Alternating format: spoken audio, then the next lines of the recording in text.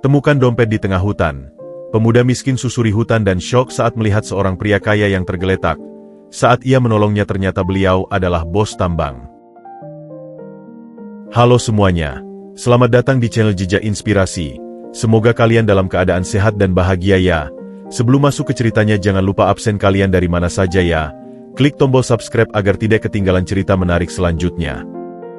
Kabut pagi masih menyelimuti punggung bukit seperti selimut kapas yang lusuh. Di ujung desa Nanjati, di sebuah rumah panggung kayu yang reot, Akmal, 22, sudah bersiap. Parang yang mulai tumpul diasahnya perlahan di batu. Suaranya berderit-derit memecah kesunyian subuh. Dari dalam, terdengar batuk-batuk panjang ibunya, Ibu Siti, yang seolah tak mau berhenti. "Mak, aku berangkat dulu," ucap Akmal, menengok ke bilik kecil tempat ibunya berbaring. "Hati-hati, Mal. Jangan masuk terlalu dalam. Kabarnya, sekarang makin tidak aman," bisik Ibu Siti, suaranya serak. Matanya yang keruh memandang penuh kekhawatiran. Kekhawatiran itu bukan tanpa sebab. Hutan larangan di belakang desa mereka, yang dulu menjadi sumber kehidupan, kini seperti raksasa yang sedang sekarat. Suara-suara aneh sudah lama bukan lagi sekadar mitos. Gemuruh mesin bor dari arah timur laut, dari wilayah yang dibeli PT Bumi Makmur Sejahtera, menjadi pengiring setiap angin yang berhembus. Bunyinya seperti detak jantung bumi yang sedang disakiti, dalam, menggelisahkan, dan tak henti-henti. Akmal menghela napas. Ia ingat betul masa kecilnya, saat hutan itu masih perawan. Ia dan ayahnya, sebelum sang ayah meninggal karena penyakit paru-paru misterius 10 tahun lalu, bisa mendapatkan banyak kayu bakar, madu hutan, dan beraneka jamur hanya dalam setengah hari. Kini, ia harus berjalan 3 kali lebih jauh, melintasi sungai kecil yang airnya mulai berubah warna kecoklatan, untuk mendapatkan kayu yang layak jual. Hasil buruannya, seperti tupai dan burung, juga semakin sulit. Satwa itu seperti ikut mengungsi, menjauh dari kebisingan dan getaran yang mengusik kedamaian mereka. Uang dari hasil menjual kayu bakar dan beberapa ikat sayuran hutan itu, hampir tidak cukup lagi untuk membeli beras, minyak, dan yang paling menyiksa, obat-obatan untuk Ibu Siti. Penyakit sesak napas ibunya semakin parah semenjak debu dari arah lokasi tambang mulai kerap berterbangan ke desa. Dokter di puskesmas hanya bisa menggeleng, menyarankan untuk membawa Ibu Siti ke kota untuk pemeriksaan lebih lanjut, sebuah hal yang mustahil dengan kocek mereka. Desakan itu, tekanan yang seperti batu berat di pundaknya, mendorong Akmal untuk mengambil keputusan nekat hari itu. Ia akan melintasi batu belah, sebuah batu besar berbentuk aneh yang oleh tetua desa dianggap sebagai penanda batas wilayah hutan yang boleh dijamah. Di baliknya, konon masih ada bagian hutan yang perawan, yang belum terjamah getaran mesin. Tempat di mana rimbunnya daun masih menghalangi matahari, dan akar-akar besar membentuk labirin di tanah lembab. Tempat yang juga konon dihuni oleh roh-roh penjaga hutan yang murka. "Apa pilihannya, Mak?" gumamnya sendiri saat melewati persawahan warga yang mulai mengering karena aliran air irigasi kecil yang tercemar. Diam dan melihat Mak semakin sakit, atau menghadapi kemarahan roh hutan. Pilihannya sudah bulat. Dengan parang di pinggang dan selembar kantong goni di punggung, langkah Akmal mantap menuju gerbang hutan. Pepohonan tinggi seakan membungkuk menyambutnya, atau mungkin memeringatkannya. Suara mesin bor dari kejauhan bergema, menjadi pengingat nyata tentang ancaman dari dunia luar. Sementara kesunyian di depan, di balik batu belah, menyimpan ancaman yang lebih purba dan misterius. Ia tidak tahu bahwa langkahnya hari ini bukan hanya akan menentukan nasib makan mereka esok, tetapi juga akan menghadirkannya pada sebuah titik balik yang akan mengubah takdir desanya, dan menghentikan detak jantung mesin-mesin raksasa itu untuk selamanya. Hutan, yang sekarat itu, diam-diam menyiapkan sebuah takdir berupa dompet kulit hitam yang akan menjadi kunci segalanya. Melewati batu belah terasa seperti memasuki dunia yang berbeda. Suara mesin bor yang tadi terus mengganggu, tiba-tiba meredam, diserap oleh lebatnya vegetasi dan lapisan humus yang tebal. Udara pun terasa lebih dingin dan basah, beraroma campuran tanah, kayu lapuk, dan bunga liar. Namun, keheningan di sini bukanlah ketenangan. Ia terasa menegangkan, waspada, seolah hutan itu sendiri menahan napas. Akmal berjalan dengan hati-hati. Parangnya sesekali membuka jalan dari sulur-sulur dan rotan yang menghadang. Matanya awas, mencari batang kayu mati yang bagus atau tanda-tanda kehidupan lain. Jamur-jamur yang biasa ia kumpulkan terlihat lebih subur di sini, tumbuh di batang pohon tumbang yang diselimuti lumut hijau zamrud. Ada sedikit kelegaan di hatinya, keputusannya mungkin tepat. Di sini, masih ada yang bisa diharapkan. Ia tiba di aliran sungai kecil yang masih jernih, sebuah anak sungai yang belum terkontaminasi oleh aktivitas di hilir. Airnya mengalir pelan di atas bebatuan bulat yang licin. Saat hendak membungkuk untuk mengisi botol minumannya yang hampir habis, sesuatu yang tidak selaras dengan alam sekitarnya menyapu pandangannya. Di antara akar-akar pohon beringin yang menjalar seperti ular raksasa, tepat di tepi sungai yang lembab, terbaring sebuah benda persegi panjang berwarna hitam pekat. Kulitnya halus dan mengkilat meski terciprat lumpur. Sebuah dompet. Hatinya berdebar kencang, campuran rasa penasaran dan alarm bahaya. Siapa yang bisa kehilangan dompet di tempat seperti ini? Dengan langkah hati-hati, ia mendekat, memastikan sekelilingnya kosong sebelum mengambil benda itu. Dompet itu terasa berat dan mahal di tangannya. Jauh berbeda dari kain belacu yang biasa ia gunakan untuk membawa uang receh. Dengan jari-jari yang gemetar sedikit, entah karena dingin atau adrenalin, ia membuka gespernya. Isinya membuat napasnya tersangkut. Berlipat-lipat uang kertas dengan nominal 100.000 rapi tersusun. Jumlahnya mungkin setara dengan hasil penjualan kayu bakar selama 6 bulan. Ada beberapa kartu plastik mengkilap dengan logo bank dan tulisan Platinum atau World. Namun, yang membuatnya terpaku adalah sebuah kartu identitas yang disampul plastik bening. Nama, Roziman Haryanto. Tempat TG lahir, Jakarta, 15 Agustus 1968. Pekerjaan, Direktur Utama. Perusahaan, PT Bumi Makmur Sejahtera. Gambar wajah di KTP itu adalah wajah pria parubaya dengan rahang tegas, ramalan rapi, dan mata yang tampak tajam bahkan di foto. Wajah yang pernah ia lihat sekilas di artikel koran bekas bungkus nasi, di bawah headline yang memberitakan pembelian lahan oleh perusahaan tambang. Musuh, bisiknya sendiri. Suaranya parau. Tapi ada lagi. Terselip di balik kartu-kartu itu, ada foto berukuran kecil. Seorang gadis kecil berusia sekitar 7 atau 8 tahun dengan 2 kuncir, tersenyum lebar ke arah kamera. Di belakang foto, tertulis dengan tinta biru tulisan yang rapi, "Untuk ayah tersayang, jaga diri di hutan. Jangan sampai tersesat. Rara." Ada sesuatu yang menusuk di dada Akmal saat membaca tulisan itu. Sebuah kelembutan manusiawi yang tak terduga dari sosok yang ia anggap sebagai monster tak berperasaan. Konflik dalam dirinya memuncak. Uang sebanyak ini bisa mengubah segalanya. Biaya dokter spesialis untuk ibunya, obat-obatan yang baik, makanan bergizi. Bisa juga untuk memperbaiki atap rumah yang bocor. Ia bisa mengambil uangnya, membuang dompet dan identitasnya ke sungai, dan tak seorang pun akan tahu. Hutan ini luas. Orang kota itu pasti sudah pulang dengan mobilnya yang mewah. Tangannya mengepal erat pada setumpuk uang itu. Nafsu untuk bertahan hidup bergejolak kuat. Tiba-tiba, dari arah hulu sungai, terdengar suara kertakan ranting yang keras, diikuti oleh suara jatuh yang berat dan erangan pendek yang teredam.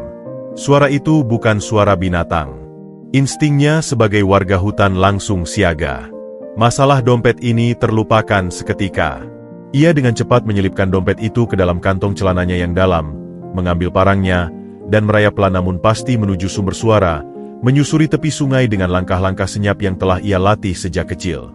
Pikirannya bergejolak antara harapan menemukan sesuatu yang berharga dan keinginan untuk membantu siapapun yang mungkin terluka. Ia tidak menyadari bahwa keputusannya untuk tidak langsung pergi, untuk menyelidiki, adalah sebuah pilihan yang akan menyeretnya ke dalam pusaran konflik yang jauh lebih besar dan berbahaya daripada sekadar pertarungan hidup mati seorang pemuda miskin. Dompet di tengah lumut itu bukan lagi sekadar rezeki tak terduga.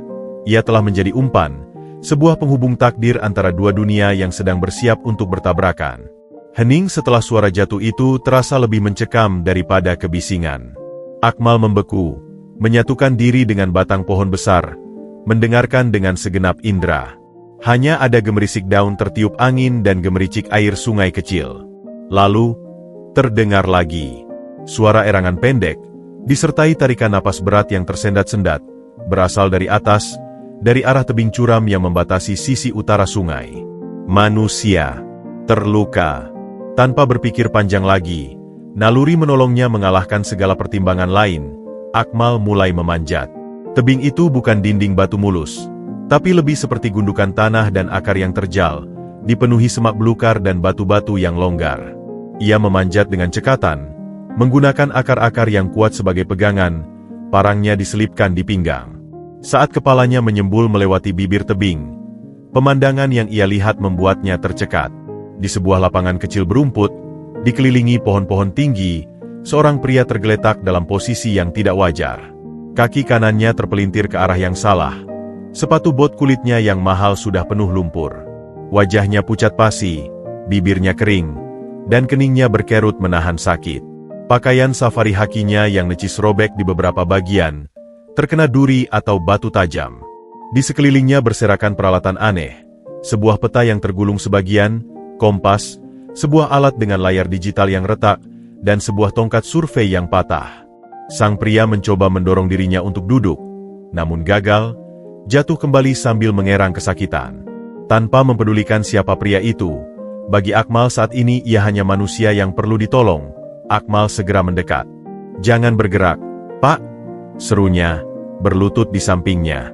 Mata pria itu terbuka lebar, penuh kejutan dan sedikit ketakutan melihat sosok pemuda berpakaian lusuh dengan parang di pinggang tiba-tiba muncul.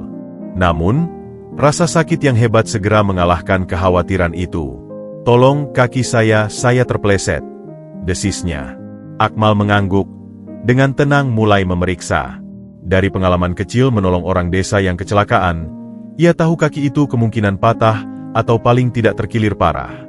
Ia perlu menyangganya. Dengan sigap, ia membuka ranselnya, mengeluarkan botol air dan sehelai kain lap. Ia memberi pria itu minum terlebih dahulu, yang diseruput dengan lahap. "Terima kasih, Nak," ucap pria itu setelah napasnya sedikit teratur. "Saya Rozi, dari perusahaan survei di kota." Matanya berbinar-binar, mungkin karena rasa sakit atau karena berbohong. "Saya tersesat. Ponsel saya jatuh ke jurang saat saya terpeleset tadi." "Survei apa yang perlu masuk sampai sini, Pak?" tanya Akmal sambil dengan hati-hati melepas sepatu but pria itu, yang membuatnya meringis kesakitan. Di benak Akmal, kata "perusahaan survei" terasa aneh. Tapi ia fokus pada tugasnya. Ia mencari 2 batang kayu yang cukup lurus dan kuat di sekitar situ, lalu mulai merobek kain lapnya menjadi beberapa bagian untuk dijadikan pembalut. "Ah, survei potensi wisata," jawab Rozi, menghindari tatapan Akmal. "Hutan ini masih perawan. Bagus untuk ekowisata." Ucapannya terdengar dipaksakan. Akmal diam saja. Tangan-tangan terampilnya bekerja membalut dan menyangga kaki yang bengkak dengan menggunakan batang kayu dan kain. Pikirannya kembali ke dompet di kantongnya. Roziman Haryanto. Ini dia orangnya. Sosok di balik segala penderitaan desanya. Rasa marah mulai menggelegak lagi. Tapi ia melihat wajah kesakitan pria itu, keringat dingin yang membasahi pelipisnya, dan tangannya yang gemetar saat memegang botol air. Ada sesuatu yang sangat manusiawi dan rentan pada sosok yang biasanya hanya ia bayangkan sebagai sosok raksasa tak berperasaan di balik meja kayu jati. "Harus dibawa ke bawah, Pak." "Tidak bisa di sini. Saya akan bantu Bapak turun," kata Akmal akhirnya, suaranya datar. Proses menuruni tebing dengan seorang pria yang kakinya cedera adalah sebuah tantangan besar. Akmal harus memapahnya, hampir menyeret, dengan sangat hati-hati agar tidak tergelincir. Rozi mengerang menahan sakit setiap kali kakinya tersentuh. Dalam perjalanan turun yang lambat dan melelahkan itu, Rozi mencoba mengobrol, mungkin untuk mengalihkan pikirannya dari rasa sakit. "Kamu tinggal di desa dekat sini?" tanyanya. "Ya." "Bapak ibunya petani?" "Ayah sudah meninggal. Ibu sakit." "Maaf dengar itu. Desa kalian sejahterakah?" Akmal mendecak. "Dulu iya. Sejak ada perusahaan mau nambang di sebelah sini, segalanya jadi susah. Air mulai keruh, binatang pada kabur, debu di mana-mana. Ibu saya batuk-batuk tak berhenti karena debu itu." Rozi terdiam sejenak. "Oh, itu. Sayang sekali. Perusahaan itu, PT Bumi Makmur, Ya? Saya dengar mereka janji banyak pada warga. Janji tinggal janji, sergah Akmal, tanpa bisa menahan diri. Yang ada, bosnya cuma mikirin untung sendiri. Orang kayak dia, tinggal di kota mewah, naik mobil bagus. Mana peduli sama kami yang kehilangan mata pencaharian? Dia cuma lihat angka di kertas, bukan orang yang susah. Papahannya pada tubuh Rozi menjadi agak kaku. Suasana tiba-tiba tegang. Rozi menarik napas dalam-dalam, seolah mengumpulkan nyali. Lalu, dengan suara rendah yang serak, ia berkata, "Akmal, itu namamu kan? Terima kasih sudah menolong saya. Tapi ada sesuatu yang harus saya katakan." Akmal berhenti sejenak di sebuah bidang yang agak landai, menatap lurus ke depan, tidak berani menoleh. "Sayalah," lanjut Rozi, kata-katanya jatuh seperti palu godam. "Roziman Haryanto, Direktur PT Bumi Makmur Sejahtera. Bos tambang yang kamu sebut itu." Waktu seakan berhenti. Angin berhembus membawa suara mesin bor dari kejauhan, seakan mengejek. Segala amarah, kekecewaan, dan rasa dikhianati yang selama ini terpendam di desa itu, kini memenuhi dada Akmal dalam wujud yang paling personal. Di pundaknya, ia memapah sumber dari segala masalah mereka. Insting pertamanya adalah melepaskan papahan itu. Biar orang ini jatuh, merangkak sendiri, menderita seperti warga desa menderita. Tapi tangannya terasa kaku. Ia melihat dari sudut matanya, wajah Rozi yang menatapnya, tidak lagi dengan ketakutan, tapi dengan semacam penyesalan dan penerimaan, seolah siap menerima segala amarah yang akan datang. Akmal membalikkan badannya perlahan. Matanya yang biasanya jernih, kini membara. Nafasnya memburu. Namun, sebelum kata-kata pedas meluncur, bayangan foto gadis kecil tersenyum, dan tulisan, "Jaga diri di hutan," melintas di benaknya. Dan lebih dari itu, ia melihat kaki yang bengkak dan memar, serta wajah lelah seorang pria yang jelas-jelas bukan monster tak terkalahkan, melainkan manusia yang bisa jatuh, sakit, dan mungkin merasa bersalah. Dengan gerakan kasar yang masih menyimpan amarah, Akmal kembali memapahnya, kali ini dengan lebih kuat, hampir-hampir menarik. "Ayo jalan," gumamnya, suaranya parau berisi konflik yang belum selesai. "Masih jauh." Langkah mereka berdua kembali berlanjut, turun menuju desa. Beban di pundak Akmal kini bukan hanya berat badan seorang pria, tetapi juga beban sebuah pengakuan yang mengguncang, sebuah pilihan moral yang rumit, dan sebuah pertanyaan besar. Apa yang harus ia lakukan sekarang? Langkah mereka turun dari tebing bagaikan berjalan di atas bara. Setiap inci tanah yang mereka lalui diwarnai oleh keheningan yang tebal dan menusuk. Angin yang berhembus terasa dingin menusuk tulang, meski matahari sudah mulai merangkak naik. Akmal memapah Rozi dengan kekuatan yang berasal dari amarah yang membeku. Tangannya mencengkeram lengan pria itu begitu erat, mungkin meninggalkan bekas. Ia tidak lagi berbicara. Pikirannya berputar-putar liar, seperti air terjun yang menghantam batu-batu kesadaran. Ini dia. Inilah orangnya. Dalang dari semua ini, bayangan wajah ibunya yang terbaring batuk-batuk. Suara gemuruh mesin bor yang mengusik mimpi buruknya. Sungai kecil di desa yang mulai berwarna kecoklatan. Wajah-wajah tetangganya yang murung kehilangan ladang. Semua itu memiliki wajah sekarang. Dan wajah itu sedang ia topang, hampir ia gendong. Rozi juga diam. Rasa sakit dari kakinya yang bengkak mungkin masih menyiksanya, tetapi rasa sakit lain yang lebih dalam kini mendominasi, rasa malu dan penyesalan yang menusuk. Ia bisa merasakan ketegangan di tubuh pemuda yang menopangnya. Ia bisa mendengar desahan napas yang pendek dan berat, yang bukan semata-mata karena kelelahan fisik. Ia telah melepaskan bom yang mengubah segalanya. Setelah beberapa puluh meter dalam diam yang mencekik, Rozi akhirnya berbicara. Suaranya rendah, penuh kelelahan yang tak terkira. "Kamu pasti sangat membenciku." Akmal tidak menjawab. Ia menatap lurus ke jalur setapak di depan mereka. Saya mengerti," lanjut Rozi, seperti bicara pada dirinya sendiri. "Laporan yang saya baca hanya berisi angka. Cadangan emas, perkiraan produksi tahunan, proyeksi keuntungan untuk pemegang saham, grafik dan tabel. Saya tidak pernah melihat ini." Matanya menatap hutan di sekeliling mereka. Saya tidak pernah melihat pohon-pohon yang begitu tinggi, atau mendengar suara sungai seperti ini. Ia memandang ke arah sarang burung yang hampir ia injak sebelum jatuh, masih utuh di dahan rendah. Saya hampir menghancurkan itu tadi, tanpa sengaja. Akmal mendecak, tak bisa menahan diri lagi. Bukan cuma sarang burung, Pak Haryanto, serunya. Tapi sebutan, Pak, itu keluar dengan nada sarkastis yang pedas. Yang akan Bapak hancurkan itu hidup kami, desa kami, napas kami. Ibu saya sakit karena debu dari pembukaan lahan Bapak. Debu?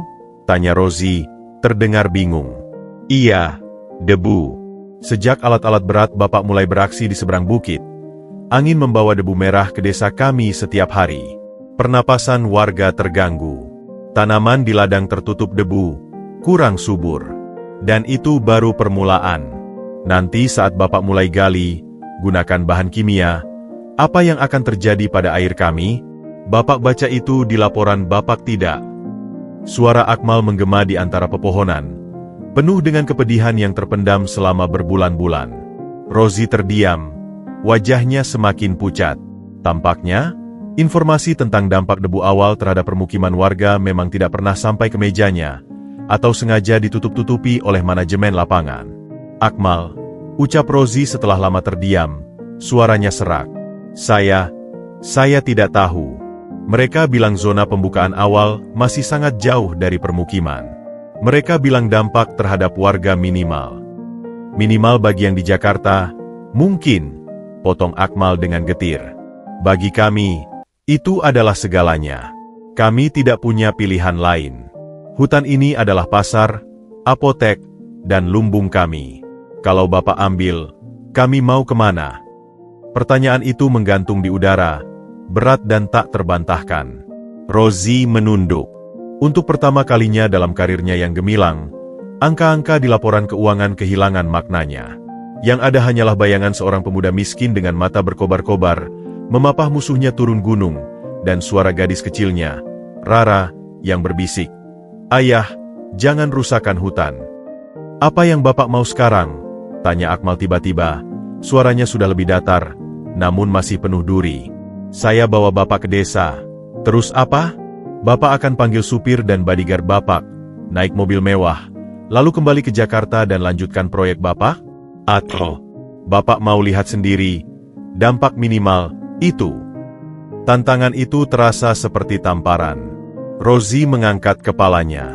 Rasa sakit di kakinya, rasa malu, dan sesuatu yang baru, rasa ingin tahu yang tulus, bercampur aduk. "Bawa saya ke desamu, Akmal," pinta Rozi, dengan nada yang berbeda. Bukan lagi perintah seorang bos, tapi permintaan seorang yang terluka, fisik dan batin. "Saya ingin melihat. Saya ingin mendengar dari mereka langsung." Akmal memandangnya skeptis. Apakah ini hanya taktik? Akankah pria ini, begitu amannya di tengah anak buahnya, kembali pada janji-janjinya yang manis? Namun, di kedalaman mata Rozi yang lelah itu, Akmal melihat secercah sesuatu yang tidak ia lihat di foto koran, kerentanan. Dan mungkin, hanya mungkin, sebuah celah untuk perubahan. "Baik," jawab Akmal akhirnya, singkat. "Tapi ingat, Pak, di desa, Bapak bukan lagi bos tambang yang berkuasa. Di sana, Bapak hanya seorang pria kota yang terluka, yang saya temukan di hutan. Dan warga saya, mereka sudah terluka lebih dulu. Mereka mungkin tidak sebaik hati saya." Peringatan itu jelas. Rozi mengangguk pelan, mengerti risikonya. Ia memasuki wilayah yang tidak lagi dikuasai oleh uang atau jabatannya. Mereka kembali melanjutkan perjalanan. Kabut pagi sudah hampir sirna, menunjukkan jalan setapak yang semakin jelas menuju desa. Bagi Akmal, setiap langkah mendekati rumah terasa seperti membawa bom hidup. Ia telah menemukan dompet yang berisi identitas musuh, dan kini ia membawa musuh itu sendiri, dalam keadaan lemah, ke tengah-tengah korban-korbannya. Apa yang akan terjadi? Kerusuhan? Pengusiran? Atau sebuah dialog yang mustahil? Dompet di kantongnya terasa panas membakar pahanya. Foto gadis kecil bernama Rara seakan menatapnya, mengingatkannya bahwa pria yang ia papah ini juga seorang ayah. Dan pengakuan yang mengguncang di atas tebing tadi telah membuka sebuah pintu. Pintu yang sangat berbahaya, namun mungkin satu-satunya jalan keluar dari jurang kehancuran yang menganga di depan desanya.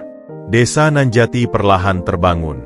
Asap mengepul dari beberapa dapur, dan suara ayam berkokok bersahutan. Namun, suasana pagi itu tidaklah riang. Ada getaran ketidakpastian yang terasa di udara, seperti sebelum badai. Di ujung jalan setapak yang menuju hutan, tampak dua sosok muncul dari balik pepohonan. Seorang pemuda dengan pakaian sederhana yang kotor, memapa seorang pria paruh baya yang pincang, wajahnya pucat dan penuh lumpur. Warga yang sedang mempersiapkan ladang atau mengambil air berhenti sejenak, menatap penuh keheranan. "Siapa itu, Mal?" teriak Pak RT, yang kebetulan sedang memperbaiki pagar. Akmal tidak langsung menjawab. Ia menuntun Rozi ke sebuah batu besar di pinggir jalan, membantunya duduk. Barulah ia melihat ke sekeliling.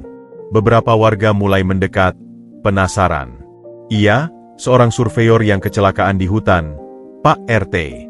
Kakinya kemungkinan patah," jawab Akmal, hati-hati memilih kata. "Saya temukan di dekat tebing batu belah." "Surveyor?" gumam Pak RT, mendekat dan memeriksa pria asing itu dengan tatapan penuh curiga. Pakaian pria itu, meski kotor dan robek, jelas-jelas berkelas. Sepatu but kulitnya yang mahal tidak bisa menyembunyikan asal-usulnya yang bukan dari kalangan biasa. "Terima kasih atas pertolongannya," ucap Rozi, mencoba tersenyum ramah, tapi rasa sakit membuatnya cemberut. "Nama saya Rozi." "Mau dibawa kemana?"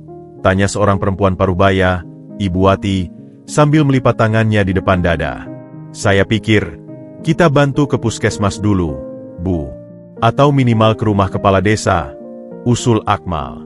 Tiba-tiba, seorang pemuda berusia sekitar 30 tahun, Karno, maju beberapa langkah. Matanya tajam menatap Rozi. Karno adalah salah satu pemuda paling vokal menentang tambang, dan memiliki keponakan yang bekerja serabutan di koran lokal. Ia pernah melihat foto bos PT Bumi Makmur Sejahtera di salah satu kliping koran. "Rozi," gumam Karno, matanya menyipit. Lalu, seperti tersambar petir, ia teringat. Roziman Haryanto. Nama itu seperti mantra yang memecah keheningan. Warga yang berkumpul terkesiap. "Bukan itu." Coba Rozi membantah lemah, tapi sudah terlambat. "Iya, saya ingat wajahnya," teriak Karno, menuding. "Dia itu bosnya PT Bumi Makmur Sejahtera. Bos tambang yang mau menghancurkan kita semua." Gempar. Suara riuh rendah langsung memenuhi udara. Warga yang tadinya penasaran, kini berubah menjadi kerumunan yang marah. Mereka mengerumuni batu tempat Rozi duduk. Wajah-wajah mereka dipenuhi kebencian dan ketakutan yang berubah menjadi amuk. "Pengkhianat! Kamu bawa musuh ke sini, Mal?" hardik seorang pria pada Akmal.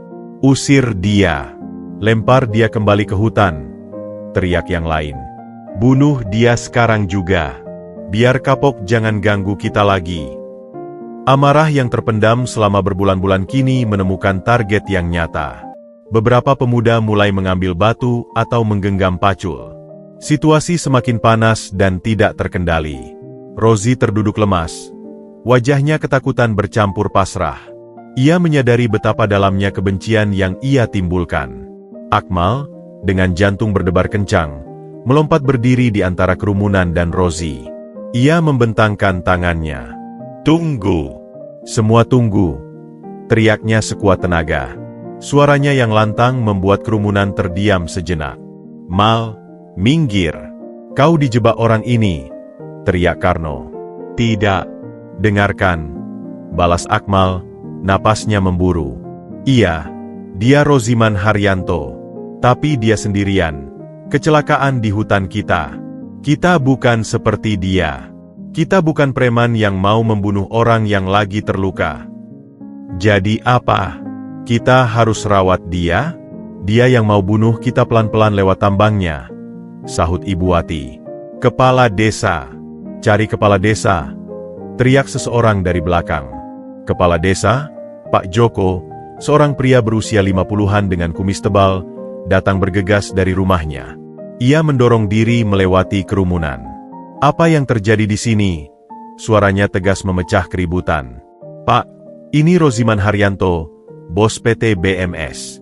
Ditemukan Akmal di hutan dalam keadaan terluka. Jelas Pak RT cepat."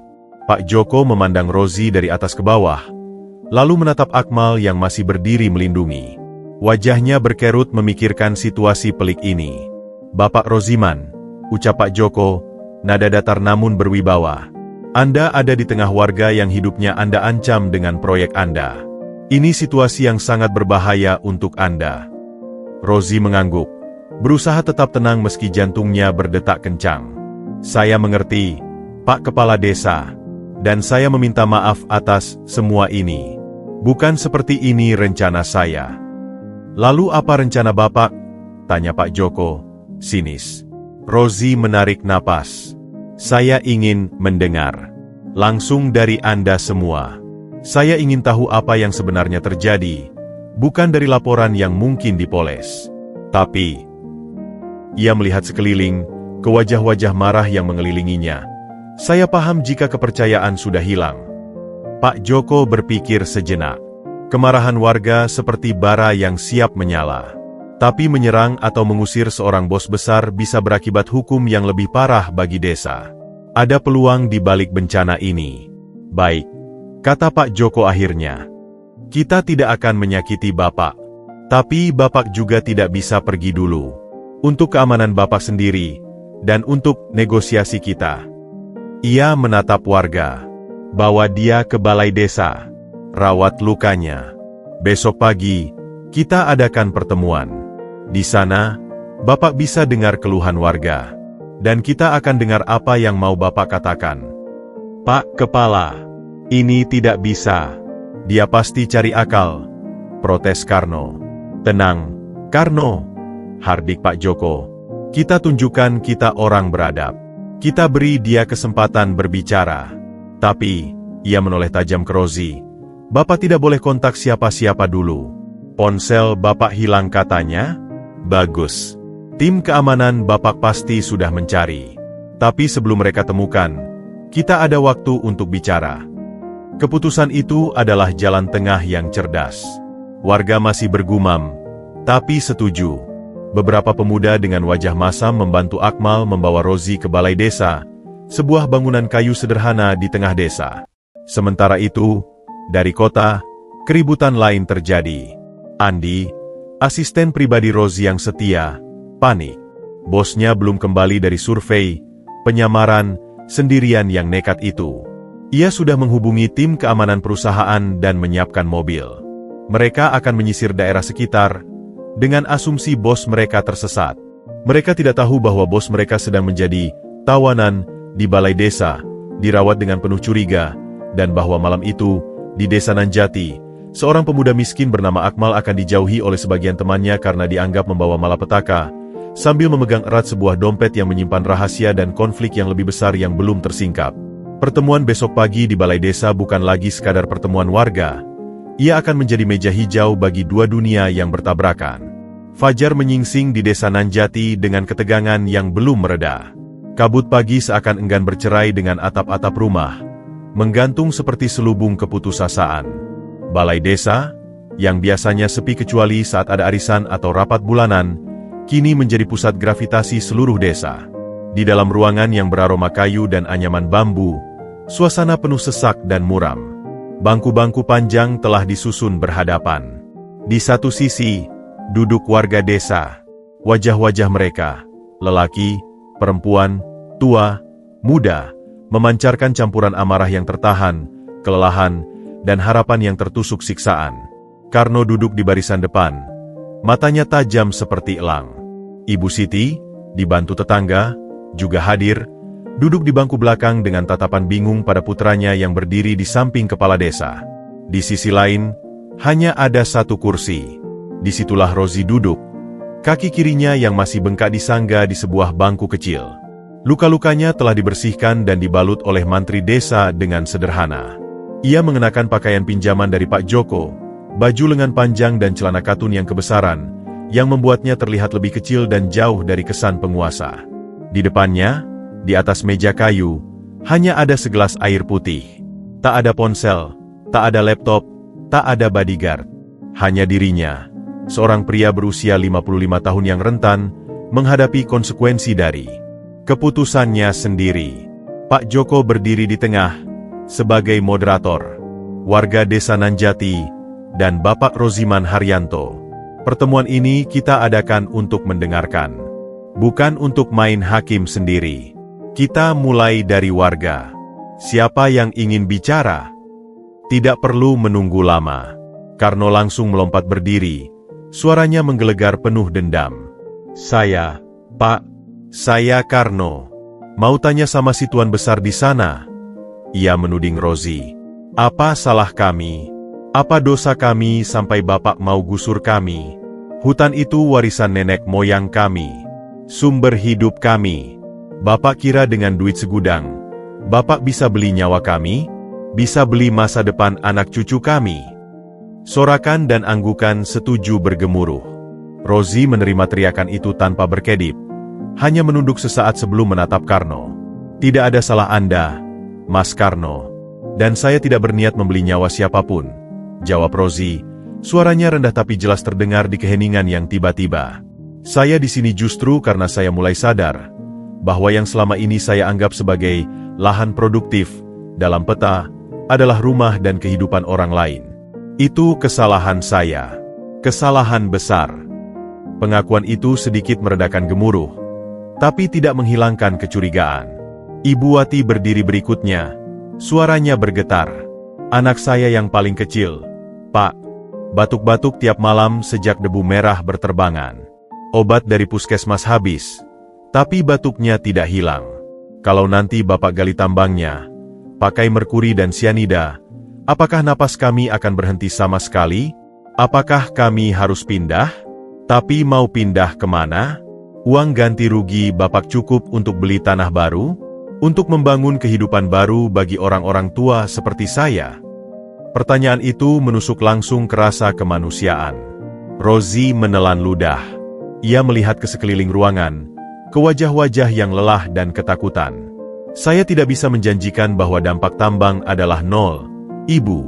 Tapi saya bisa, dan akan, menghentikan sementara semua aktivitas pembukaan lahan dan eksplorasi di wilayah yang berbatasan langsung dengan desa ini, mulai hari ini. Deklarasi Rozi terdengar lantang. Keheningan yang lebih dalam menyergap ruangan. Warga saling pandang, tak percaya. Menghentikan sementara? Tanya Pak Joko, menyelidik. Ya, saya akan membentuk tim gabungan. Dari perusahaan saya, perwakilan warga desa yang dipilih sendiri oleh Bapak, dan saya akan undang LSM lingkungan independen yang kita sepakati bersama. Jelas Rozi, bersemangat meski kakinya masih sakit. Tim itu akan melakukan evaluasi ulang yang komprehensif. Mereka akan memetakan ulang dampak sosial dan lingkungan secara nyata, bukan dari laporan kantor. Mereka akan hitung nilai ekonomi hutan bagi warga, nilai ekosistemnya. Dan yang paling penting, cari alternatif. Apakah ada metode tambang yang lebih ramah? Apakah ada zona penyangga yang bisa diperlebar? Atau... Ia berhenti sejenak, menarik napas. Atau apakah proyek ini harus dihentikan sama sekali? Kata-kata terakhir itu seperti kejutan listrik. Bahkan Akmal yang berdiri di samping Pak Joko terkesiap. Menghentikan proyek sama sekali? Itu hal yang tak pernah terbayangkan. Bapak bisa melakukan itu? Tekanan dari pemegang saham? Dari investor? Tanya Pak Joko, skeptis. Tekanan akan selalu ada, akui Rozi. Tapi sebagai direktur utama, saya punya tanggung jawab dan, meski terbatas, wewenang. Saya akan ambil risiko itu. Ini bukan lagi hanya tentang proyek, tapi tentang kepercayaan. Dan saya sudah merusaknya. Ia memandang ke arah Akmal, seorang pemuda dari desa ini, yang seharusnya membenci saya, menyelamatkan nyawa saya. Ia mengajari saya tentang harga sebuah pertolongan yang tidak mengharapkan imbalan. Itu adalah pelajaran yang tidak bisa dibeli dengan saham manapun. Ruangan hening. Janji itu terlalu bagus untuk menjadi kenyataan. Terlalu indah untuk dipercaya. Karno berdiri lagi. Wajahnya masih keras. Omong kosong. Itu hanya akal-akalan untuk menenangkan kami. Begitu Bapak keluar dari sini, Bapak akan lupa semua janji ini. Atau tim gabungan itu nanti isinya orang-orang Bapak sendiri yang akan bilang semua aman-aman saja. Protes Karno mewakili keraguan mayoritas warga. Mereka sudah terlalu sering dibohongi. Kalau begitu, sahut Rozi, dengan tenaga terakhir yang dikumpulkannya, saya akan tinggal di sini. Semua mata terbelalak. Tinggal di sini? Ulang Pak Joko, tak yakin. Sampai tim gabungan terbentuk dan rapat pertamanya dilaksanakan. Sampai ada kesepakatan awal yang bisa diverifikasi oleh semua pihak. Saya akan tinggal di rumah Bapak Kepala Desa, atau dimanapun yang ditentukan. Saya tidak akan kontak siapa-siapa untuk urusan bisnis. Biarkan tim saya mencari saya. Biarkan mereka khawatir. Saya ingin menunjukkan itikat baik ini bukan sandiwara. Usulan itu gila. Tapi dalam kegilaannya, ada ketulusan yang tak terbantahkan. Seorang bos konglomerat bersedia menjadi tahanan sukarela di desa terpencil. Perdebatan pun pecah di antara warga. Ada yang seperti Karno, menganggap ini trik. Ada yang mulai berpikir, mungkin ini kesempatan. Akmal memandang Rozi. Di balik wajah lelah itu, ia melihat tekad. Tekad yang sama seperti ketika ia memutuskan melintasi batu belah untuk menyelamatkan ibunya. Pak Joko akhirnya mengangkat tangan untuk menenangkan suasana. Kami perlu berunding. Warga, mari kita musyawarah di luar. Warga berhamburan keluar, meninggalkan Rozi sendirian di dalam balai desa dengan segelas air dan kaki yang masih berdenyut-denyut sakit. Janji sudah diucapkan. Sebuah janji yang menggantung antara harapan dan kehancuran. Di luar, perdebatan sengit terjadi. Sementara di kejauhan, di markas PT BMS, asisten Rozi, Andi, sudah semakin panik. Dan lebih berbahaya lagi, manajer operasional Hendra, yang punya agenda gelapnya sendiri, mulai mencium kesempatan dalam hilangnya sang direktur. Janji di balai desa itu bagai bunga yang tumbuh di tengah ladang ranjau, indah, tapi dikelilingi oleh bahaya yang siap meledak kapan saja. Markas operasional PT Bumi Makmur Sejahtera di tapak proyek bukanlah tempat yang nyaman. Terletak di seberang bukit dari desa Nanjati, kompleks kontainer dan bangunan darurat itu dipenuhi debu merah dan suara mesin yang tak henti-henti.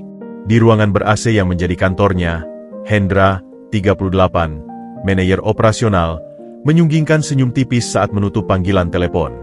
Wajahnya yang tajam dengan kacamata frameles menyimpan kepuasan yang dingin.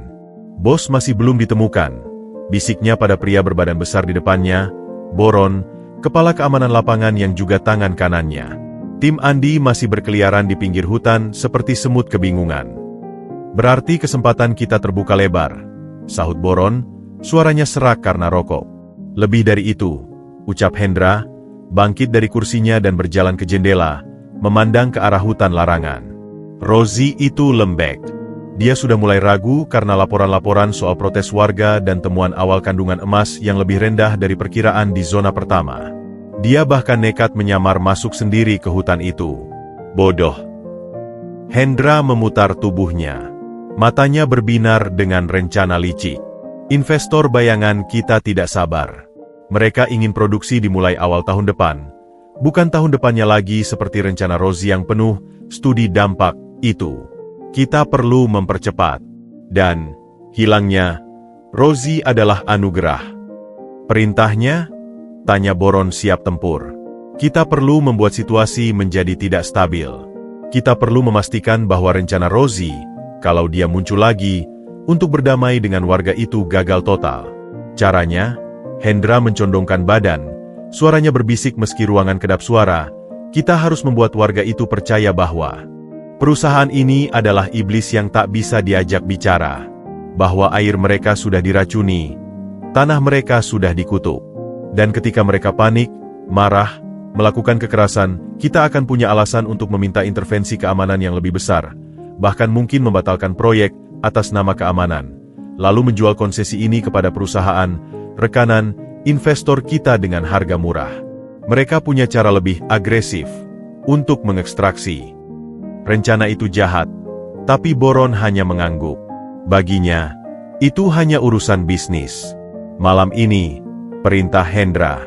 Ambil beberapa orang yang paling bisa diandalkan dan paling tidak terikat moral.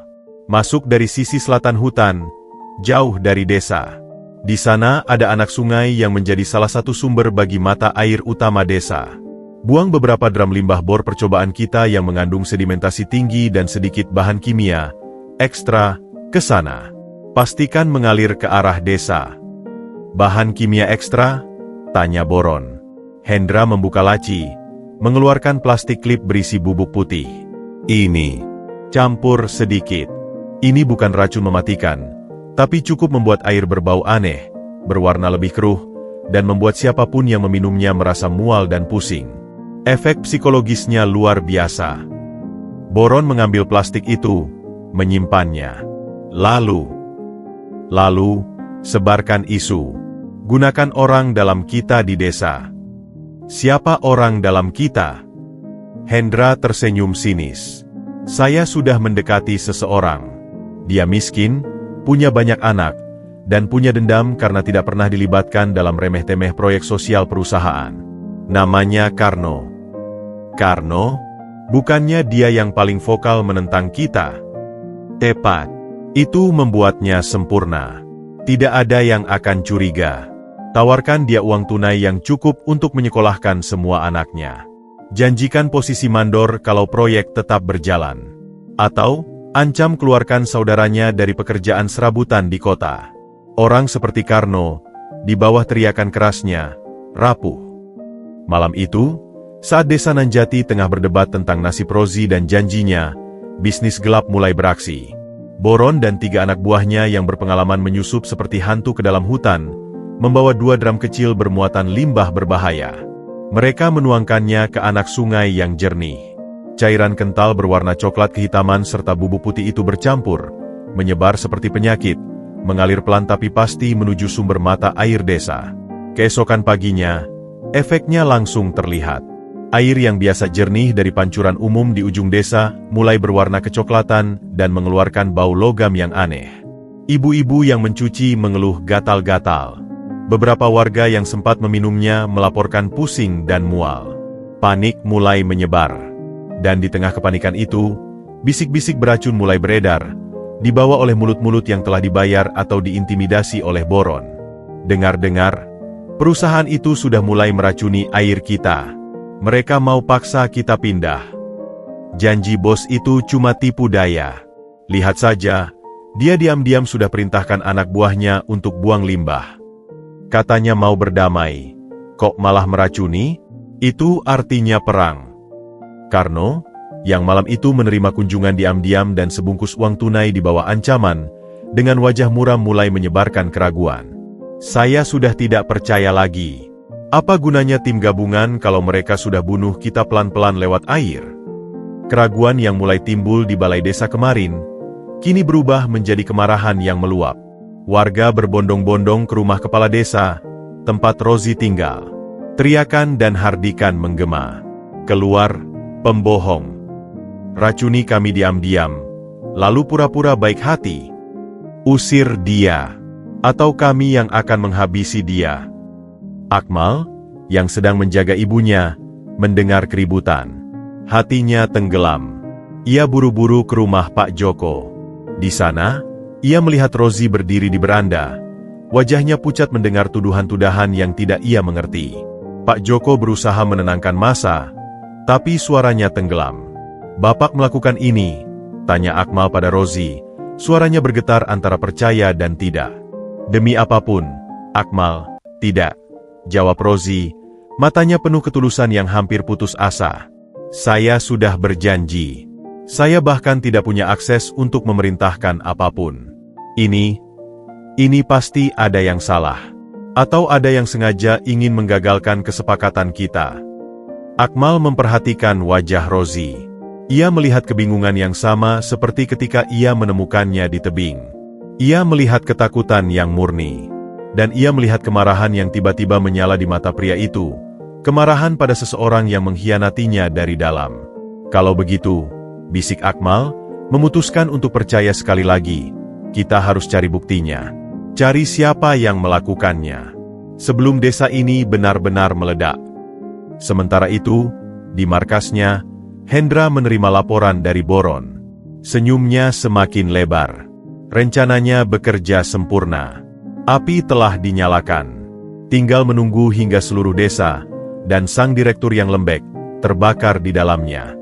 Bisnis gelap di balik tebing itu baru saja melempar batu pertama yang akan memicu longsor kebencian, dan mungkin pertumpahan darah. Desa Nanjati bagai sekam kering yang tersulut percikan api. Udara yang pagi tadi masih diwarnai debat dan keraguan, kini penuh dengan amarah yang menyala-nyala dan teriakan saling tuduh. Sumber air yang tercemar bukan lagi sekadar masalah ketidaknyamanan. Ia menjadi simbol nyata dari pengkhianatan dan ancaman eksistensial. Massa yang berkumpul di depan rumah kepala desa semakin banyak dan semakin sulit dikendalikan. Wajah-wajah yang dulu Akmal kenal sebagai tetangga yang ramah, kini berkerut oleh kemarahan dan ketakutan. Bawa dia keluar, Pak Joko, atau kami yang akan masuk, teriak seorang pemuda, mengacungkan linggis. Kami sudah muak dengan janji-janji palsu. Air kami sudah diracuni. Apalagi bukti yang kita tunggu? Sambung yang lain. Pak Joko berdiri di depan pintu, tangannya terentang mencoba meredam, tapi kewibawaannya sebagai kepala desa mulai tergerus oleh gelombang kepanikan kolektif. Di dalam, Rozi berdiri di dekat jendela, memandang kerumunan dengan wajah pucat. Kakinya yang sakit terasa semakin nyeri. Tapi itu tak ada apa-apanya dibanding sakit melihat rencana perdamaiannya hancur berkeping-keping. Saya tidak memerintahkan ini, gumamnya pada Akmal yang berdiri di sampingnya, suaranya penuh keputusasaan. Ini adalah sabotase. Apa kita harus keluar dan jelaskan? Tanya Akmal, meski ia tahu penjelasan apapun saat ini akan ditelan teriakan. Tidak akan didengar, sahut Pak Joko yang masuk kembali, wajahnya berkeringat. Mereka butuh kambing hitam. Dan Bapak, ia menatap Rozi, adalah kambing hitam yang sempurna. Tiba-tiba, Karno menerobos ke depan massa. Matanya merah, namun Akmal menangkap sesuatu yang lain di balik kemarahannya. Sebuah kegelisahan, sebuah konflik. Tidak perlu banyak bicara. Perusahaan sudah tunjukkan niat aslinya. Mereka racuni kita. Itu artinya perang. Usir atau tangkap bosnya, lalu bakar markas mereka di seberang bukit.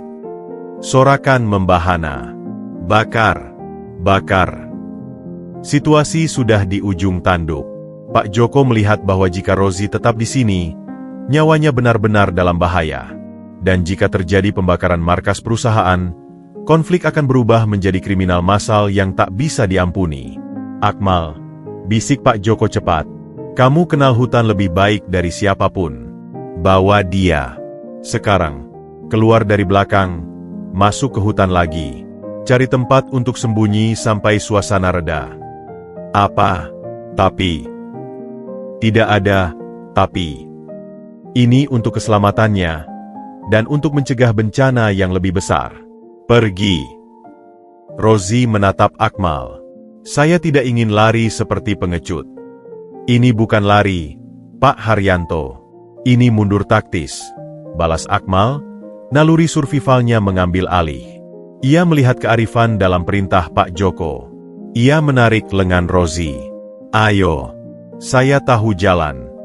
Dengan bantuan Pak Joko yang mengalihkan perhatian massa ke depan, Akmal membawa Rozi menyelinap keluar dari jendela belakang yang kecil, masuk ke kebun pisang, dan kemudian melesat menuju tepi hutan.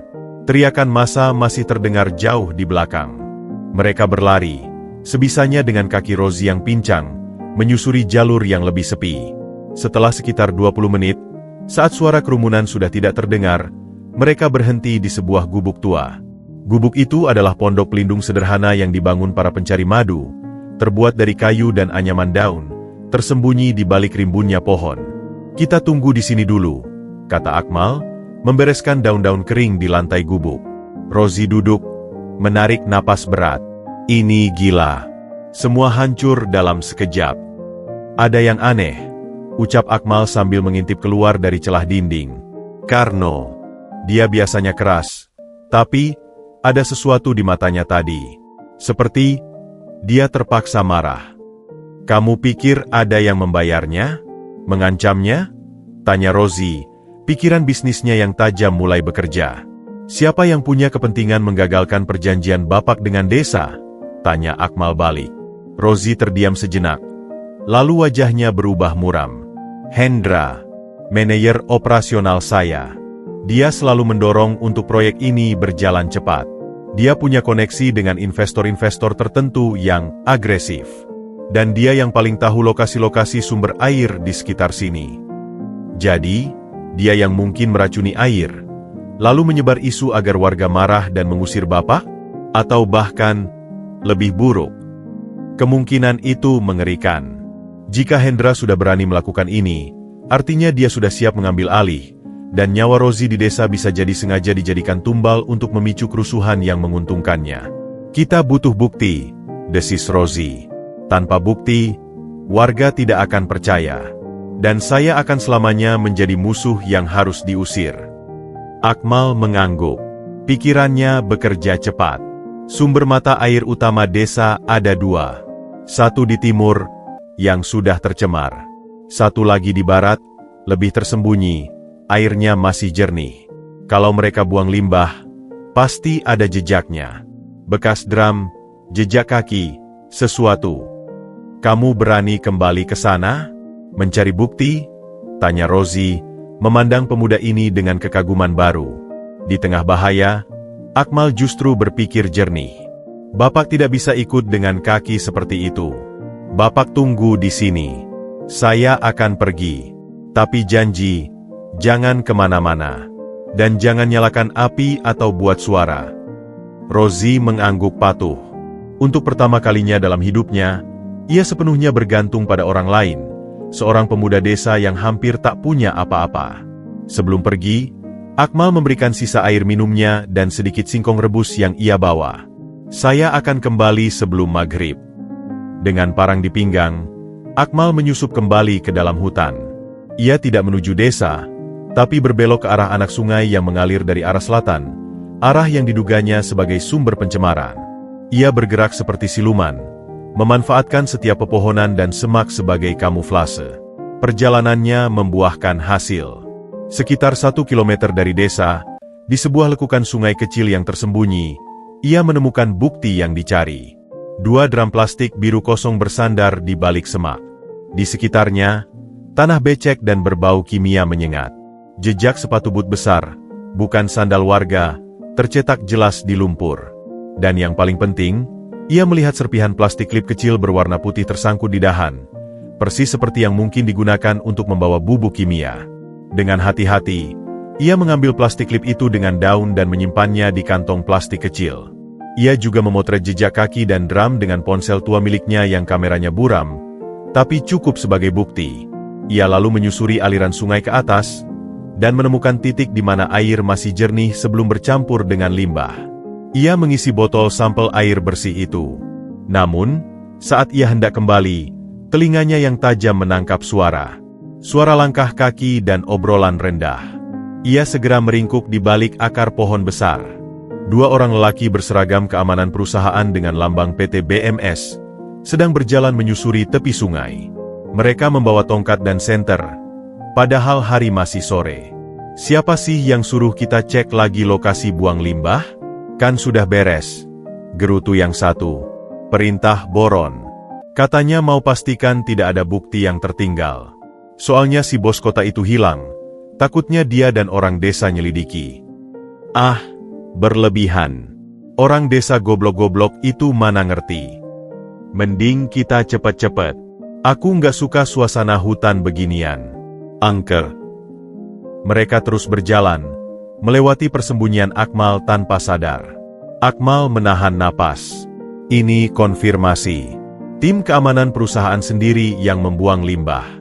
Dan mereka diperintah oleh Boron, yang pastinya atas perintah Hendra. Setelah mereka jauh, Akmal buru-buru kembali ke gubuk. Ia harus memberitahu Rozi. Bukti sudah ada, tapi bahaya juga semakin dekat.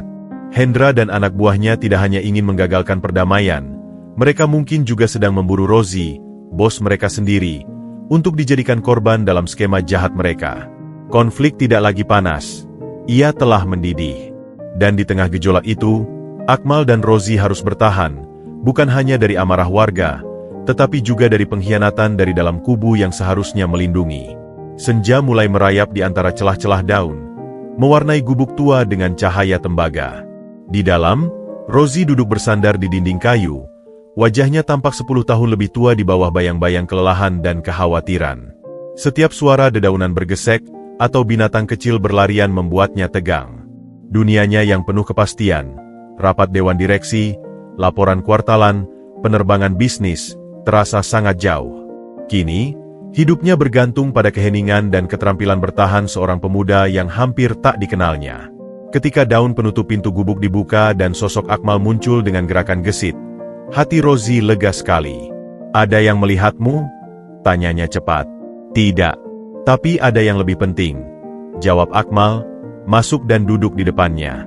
Napasnya masih sedikit tersengal. Dengan hati-hati, ia mengeluarkan barang bukti dari tas kecilnya.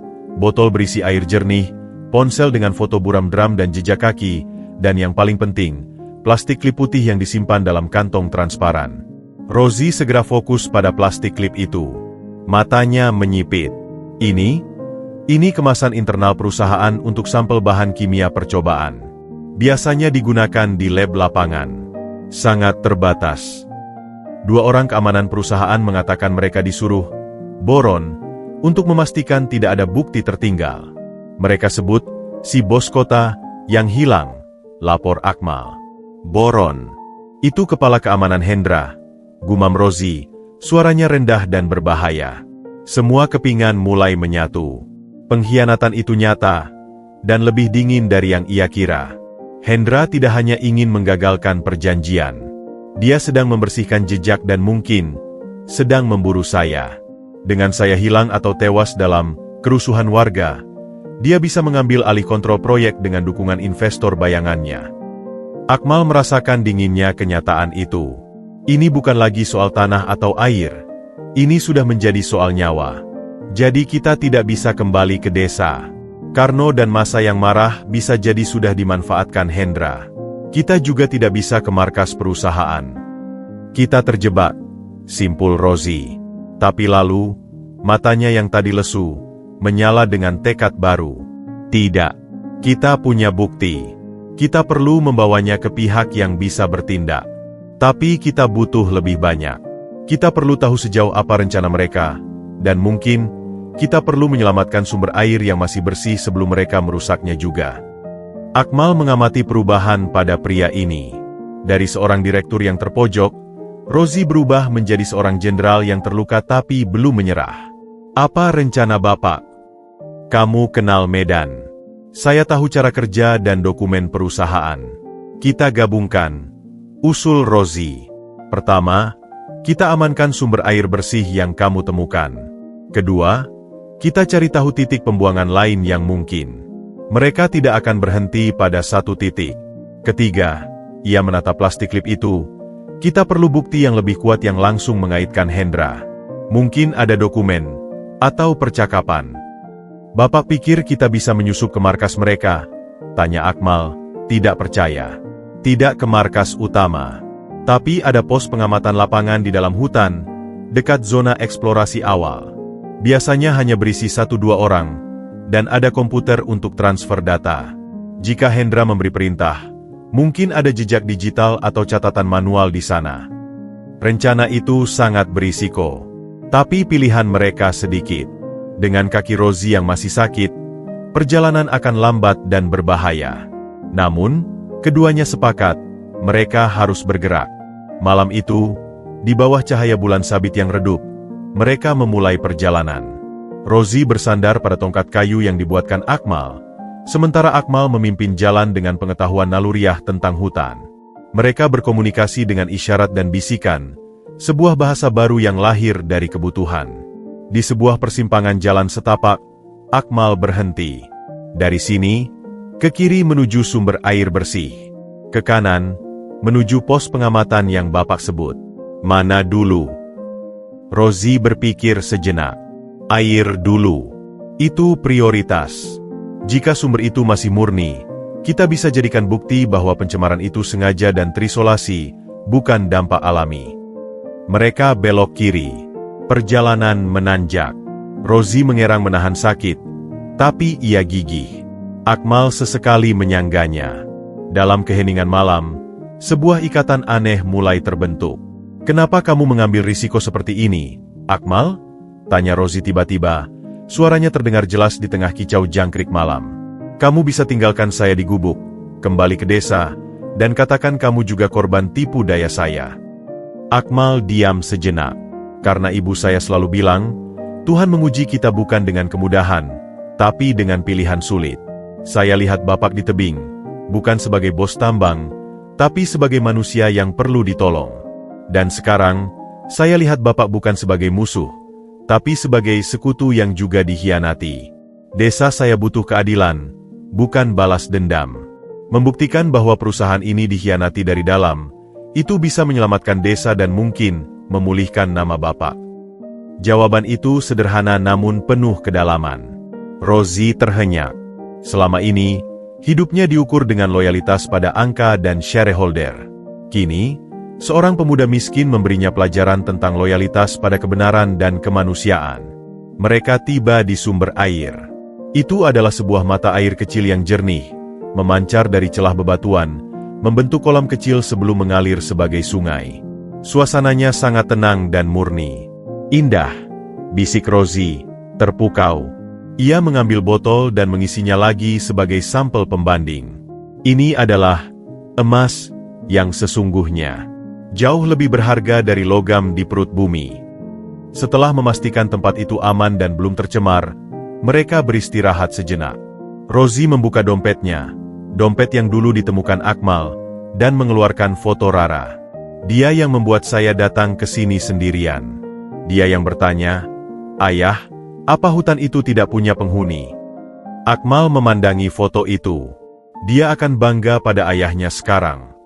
"Atau kecewa karena ayahnya begitu bodoh sampai dikhianati anak buah sendiri?"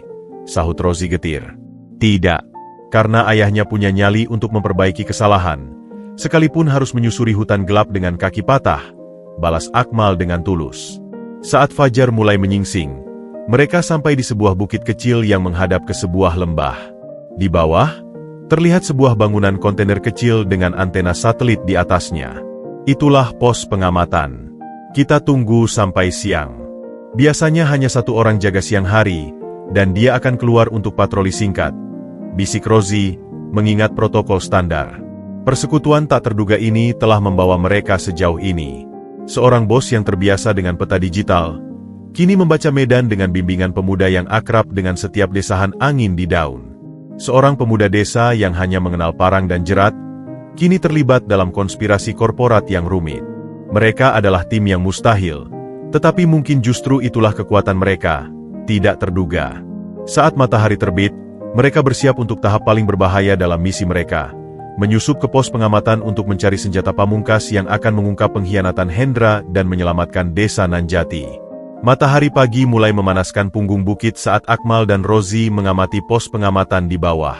Dari persembunyian mereka di balik semak belukar, terlihat seorang penjaga berbadan tambun keluar dari kontainer, menguap lebar, lalu berjalan ke pinggir hutan untuk buang air kecil.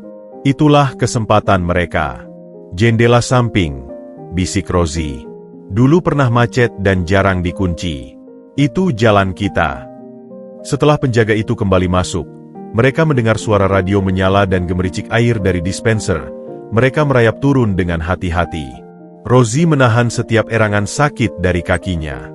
Akmal memimpin, parangnya sudah disarungkan, siap menggunakan tangan kosong jika diperlukan.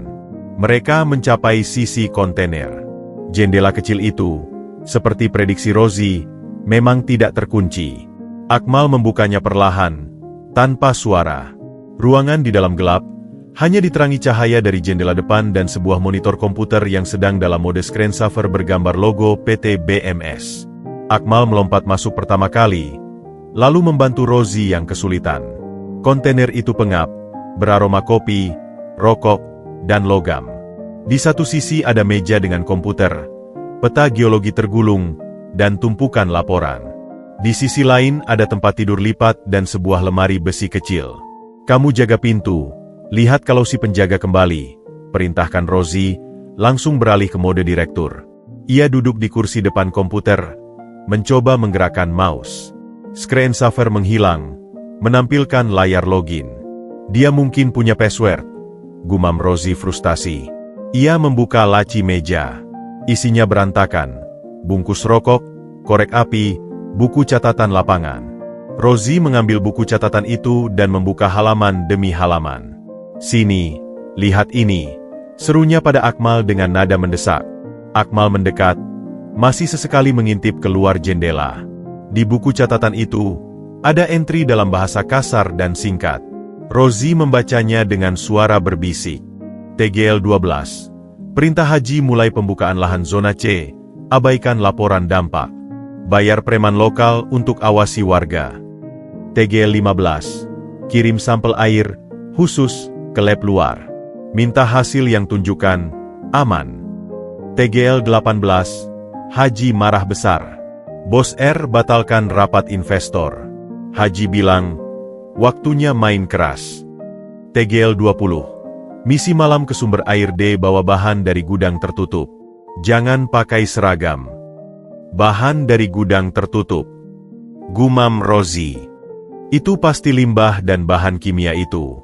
Dan, ini pasti Hendra. Ia terus membalik halaman. Lalu, ia menemukan sesuatu yang membuat darahnya membeku. Entry terbaru, dari kemarin. TGL 21, Bos R hilang di desa. Haji perintahkan, 1. Pastikan limbah di titik D bekerja, buat warga rusuh. 2. Cari Bos R. Jika ketemu, bawa ke lokasi aman untuk negosiasi. Prioritas, ambil ponsel dan buang. Jangan biarkan kontak siapa-siapa. Lokasi aman, negosiasi. Akmal merasakan bahaya yang kian nyata. Itu kode untuk penculikan, atau bahkan lebih buruk. Kita butuh bukti digital, kata Rosie. Ia mencoba beberapa kemungkinan password yang ia tahu, nama perusahaan, tanggal berdiri, bahkan nama anaknya. Tidak ada yang berhasil. Tiba-tiba, langkah kaki terdengar mendekat dari arah pintu depan. Akmal memberi isyarat bahaya. Mereka berdua membeku. Penjaga itu berdiri di depan pintu, bersiul kecil, mencari kunci di sakunya. Rosie melihat sekeliling dengan panik. Lalu, matanya tertumbuk pada sebuah flash disk yang tertancap di bagian belakang CPU, tersembunyi oleh kabel. Tanpa pikir panjang, ia mencabutnya dan menyimpannya cepat di sakunya. Pintu depan mulai terbuka. Akmal bergerak cepat. Ia menarik Rosie dan mendorongnya ke balik lemari besi, persis di sudut ruangan yang gelap. Ia sendiri melompat dan menggantung di langit-langit kontainer, berpegangan pada besi penyangga atap, seperti yang sering ia lakukan saat memanjat pohon. Penjaga itu masuk, sambil menggerutu tentang sinyal radio yang jelek. Ia langsung duduk di depan komputer, mengetik password. Rosie dari balik lemari, melihat gerakan jarinya, H3NDR4M4ND1R1. Si penjaga jelas bukan orang yang kreatif. Setelah login, penjaga itu membuka email. Rosie, dengan hati berdebar, melihat dari celah sempit. Penjaga itu mengetik cepat. Kepada Hendra M. Laporan, Pos 3 aman. Tidak ada tanda-tanda orang desa atau Bos R di sekitar. Tim Boron sudah kembali. Tidak menemukan jejak di sekitar sumber air D. Apa instruksi selanjutnya? Perlukah perluas pencarian ke zona hutan larangan? Ia mengirim email itu, lalu berdiri dan kembali keluar, mungkin untuk merokok. Begitu pintu tertutup, Akmal turun dengan senyap dan Rosie keluar dari persembunyiannya. Kita harus pergi. Sekarang, bisik Akmal. Rosie mengangguk. Ia merogoh sakunya, mengambil selembar kertas memo dari meja, dan dengan pena cepat menuliskan password yang baru ia lihat, H3NDR4M4ND1R1. Ia melipatnya dan menyimpannya.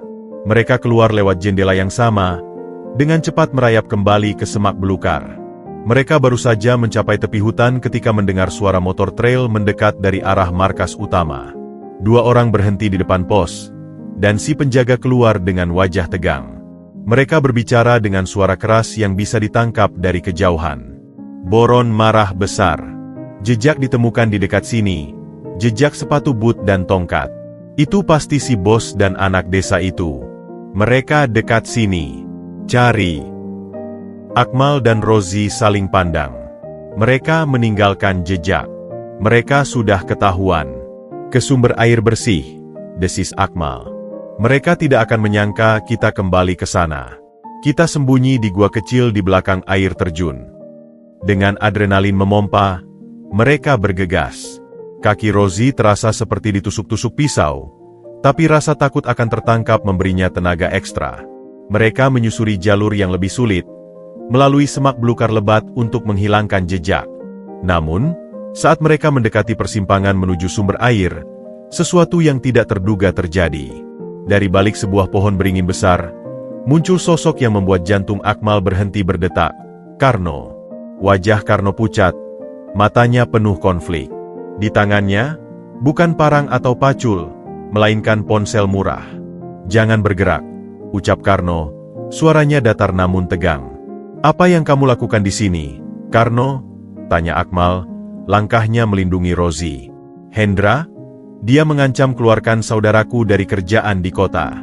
Dia kasih uang. Dia suruh saya ikuti kalian, laporkan lokasi kalian.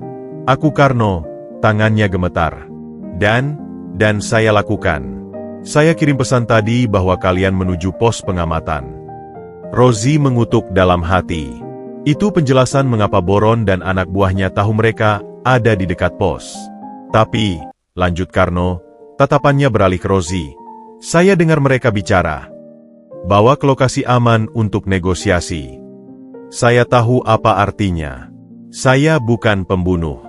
Dan saya lihat anak saya yang kecil minum air keruh itu, muntah-muntah." Suaranya pecah. "Uang tidak bisa bayar nyawa anak saya." Jadi, Karno mengalami perubahan hati. "Tapi apakah itu pertanda baik? Kamu mau apa sekarang, Karno?" tanya Akmal hati-hati. "Saya mau menebus kesalahan," jawab Karno. "Tapi sudah terlambat. Saya kirim pesan tadi. Mereka pasti sudah." Tepat saat itu, dari arah yang berbeda, muncullah 3 orang berseragam keamanan dengan wajah garang, dipimpin langsung oleh Boron. Senjata popor kayu dan pisau besar terlihat. "Tepat seperti laporanmu, Karno." "Bagus," ucap Boron dengan senyum tipis. "Sekarang, minggirlah." Karno terpaku, tak bergerak. "Akmal, lari!" teriak Rozi tiba-tiba, mendorong Akmal ke arah semak belukar yang lebat, sementara ia sendiri, dengan kaki yang sakit, menghadang di depan. Tapi itu sudah terlalu lambat. Boron memberi isyarat, dan 2 anak buahnya menyerbu. Akmal yang lincah berhasil menghindari tangkapan pertama, parangnya sudah di tangan. Namun, Boron sendiri, dengan tubuh besar dan berpengalaman, menghadangnya. Yang satunya menangkap Rozi dengan mudah. Karno akhirnya bergerak. Dengan teriakan marah, ia menerjang salah satu anak buah Boron yang sedang memborgol Rozi. Mereka berkelahi. Akmal bertarung melawan Boron. Ia cepat dan lincah, tapi Boron kuat dan kejam. Satu pukulan popor kayu menghantam bahu Akmal, membuatnya terjatuh. Parangnya terlempar. Dari tanah, Akmal melihat Boron menghampiri Rozi yang sudah ditahan.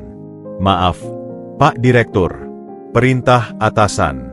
Kita harus bawa Bapak ke tempat yang lebih privat." Rozi menatapnya dengan tatapan dingin. "Hendra akan menghancurkan perusahaan ini, Boron. Yang penting gaji saya tetap dibayar, Pak," sahut Boron sinis. Ia melihat ke arah Karno yang masih berkelahi. "Tangkap yang satu itu juga. Dia tahu terlalu banyak."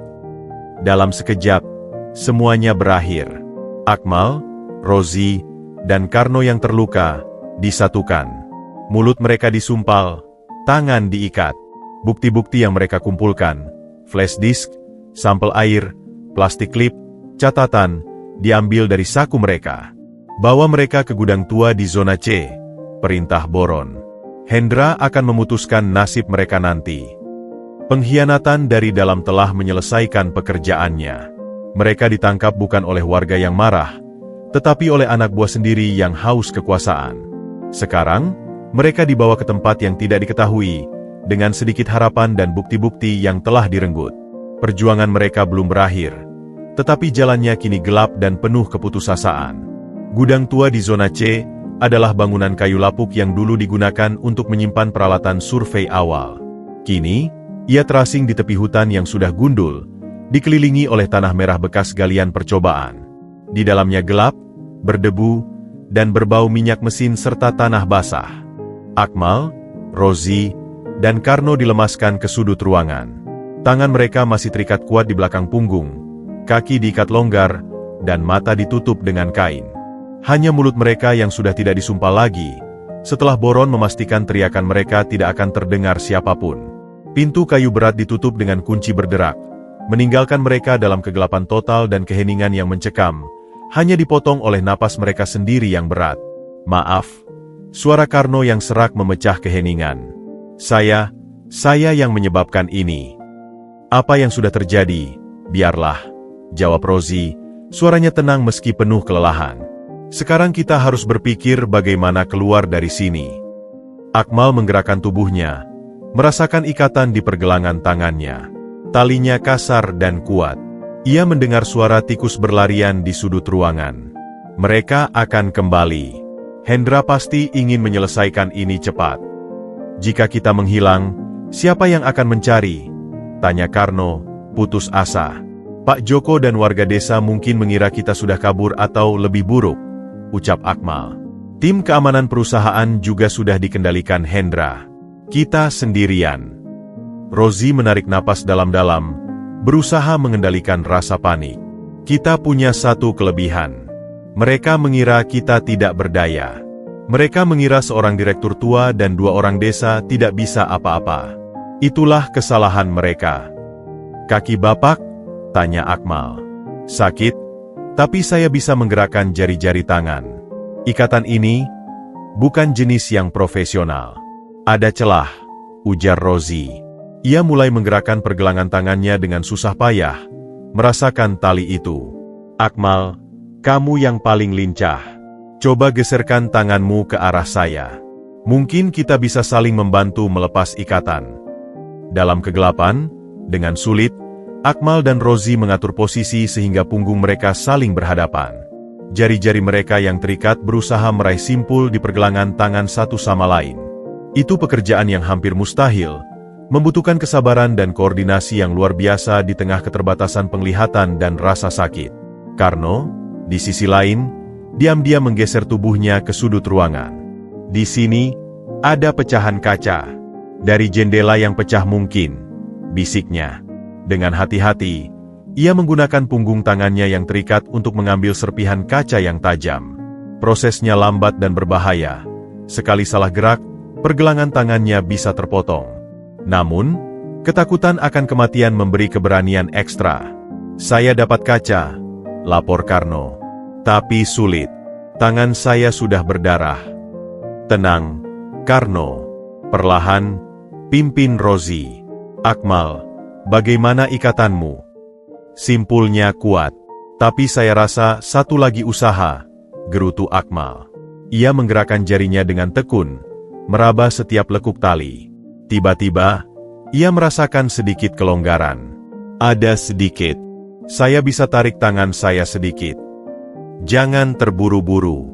Tarik perlahan. Biarkan tali mengikis kulit, jangan memaksa sendi," nasihat Rozi, suaranya seperti pelatih militer di malam yang gelap. Sementara itu, di luar, hujan mulai turun. Bunyi rintik-rintik di atap seng yang bocor memberikan iringan musik yang suram. Udara menjadi lembab dan dingin. Setelah perjuangan yang terasa seperti berjam-jam, tiba-tiba terdengar suara gesekan dan tarikan napas lega dari Akmal. Saya berhasil. Tangan saya lepas." Dengan tangan yang bebas, ia segera melepas penutup matanya, lalu membuka ikatan di kakinya. Dalam cahaya remang yang masuk dari celah-celah dinding kayu, ia melihat kondisi mereka. Rozi tampak pucat dan kesakitan, tapi matanya penuh tekad. Karno, di sudut, dengan sabar masih menggesekkan talinya pada pecahan kaca, tangan dan lantai di sekitarnya sudah bernoda darah. Akmal segera membebaskan Rozi, lalu membantu Karno. Saat ikatan terakhir lepas, mereka bertiga duduk bersandar di dinding, menarik napas lega. Tapi kebebasan mereka masih terbatas pada ruangan terkunci ini. Pintu terkunci dari luar. Jendelanya tinggi dan kecil. Observasi Akmal memeriksa ruangan.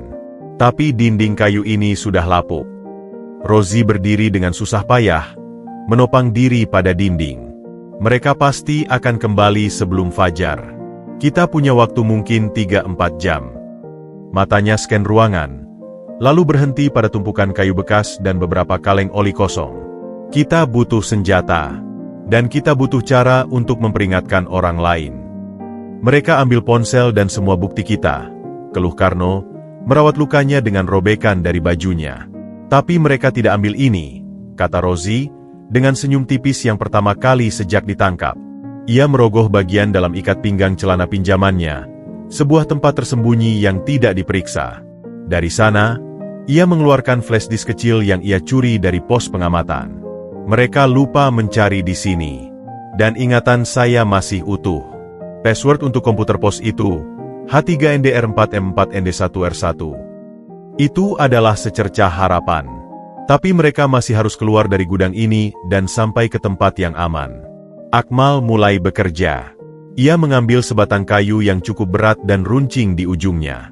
Dinding di sisi belakang, dekat tanah, terlihat paling rapuh. Saya coba lubangi. Dengan tenaga yang tersisa, Akmal mulai mencongkel dan menghantam dinding kayu yang lapuk. Suaranya berisik, tapi tertutup oleh derai hujan yang semakin deras di luar.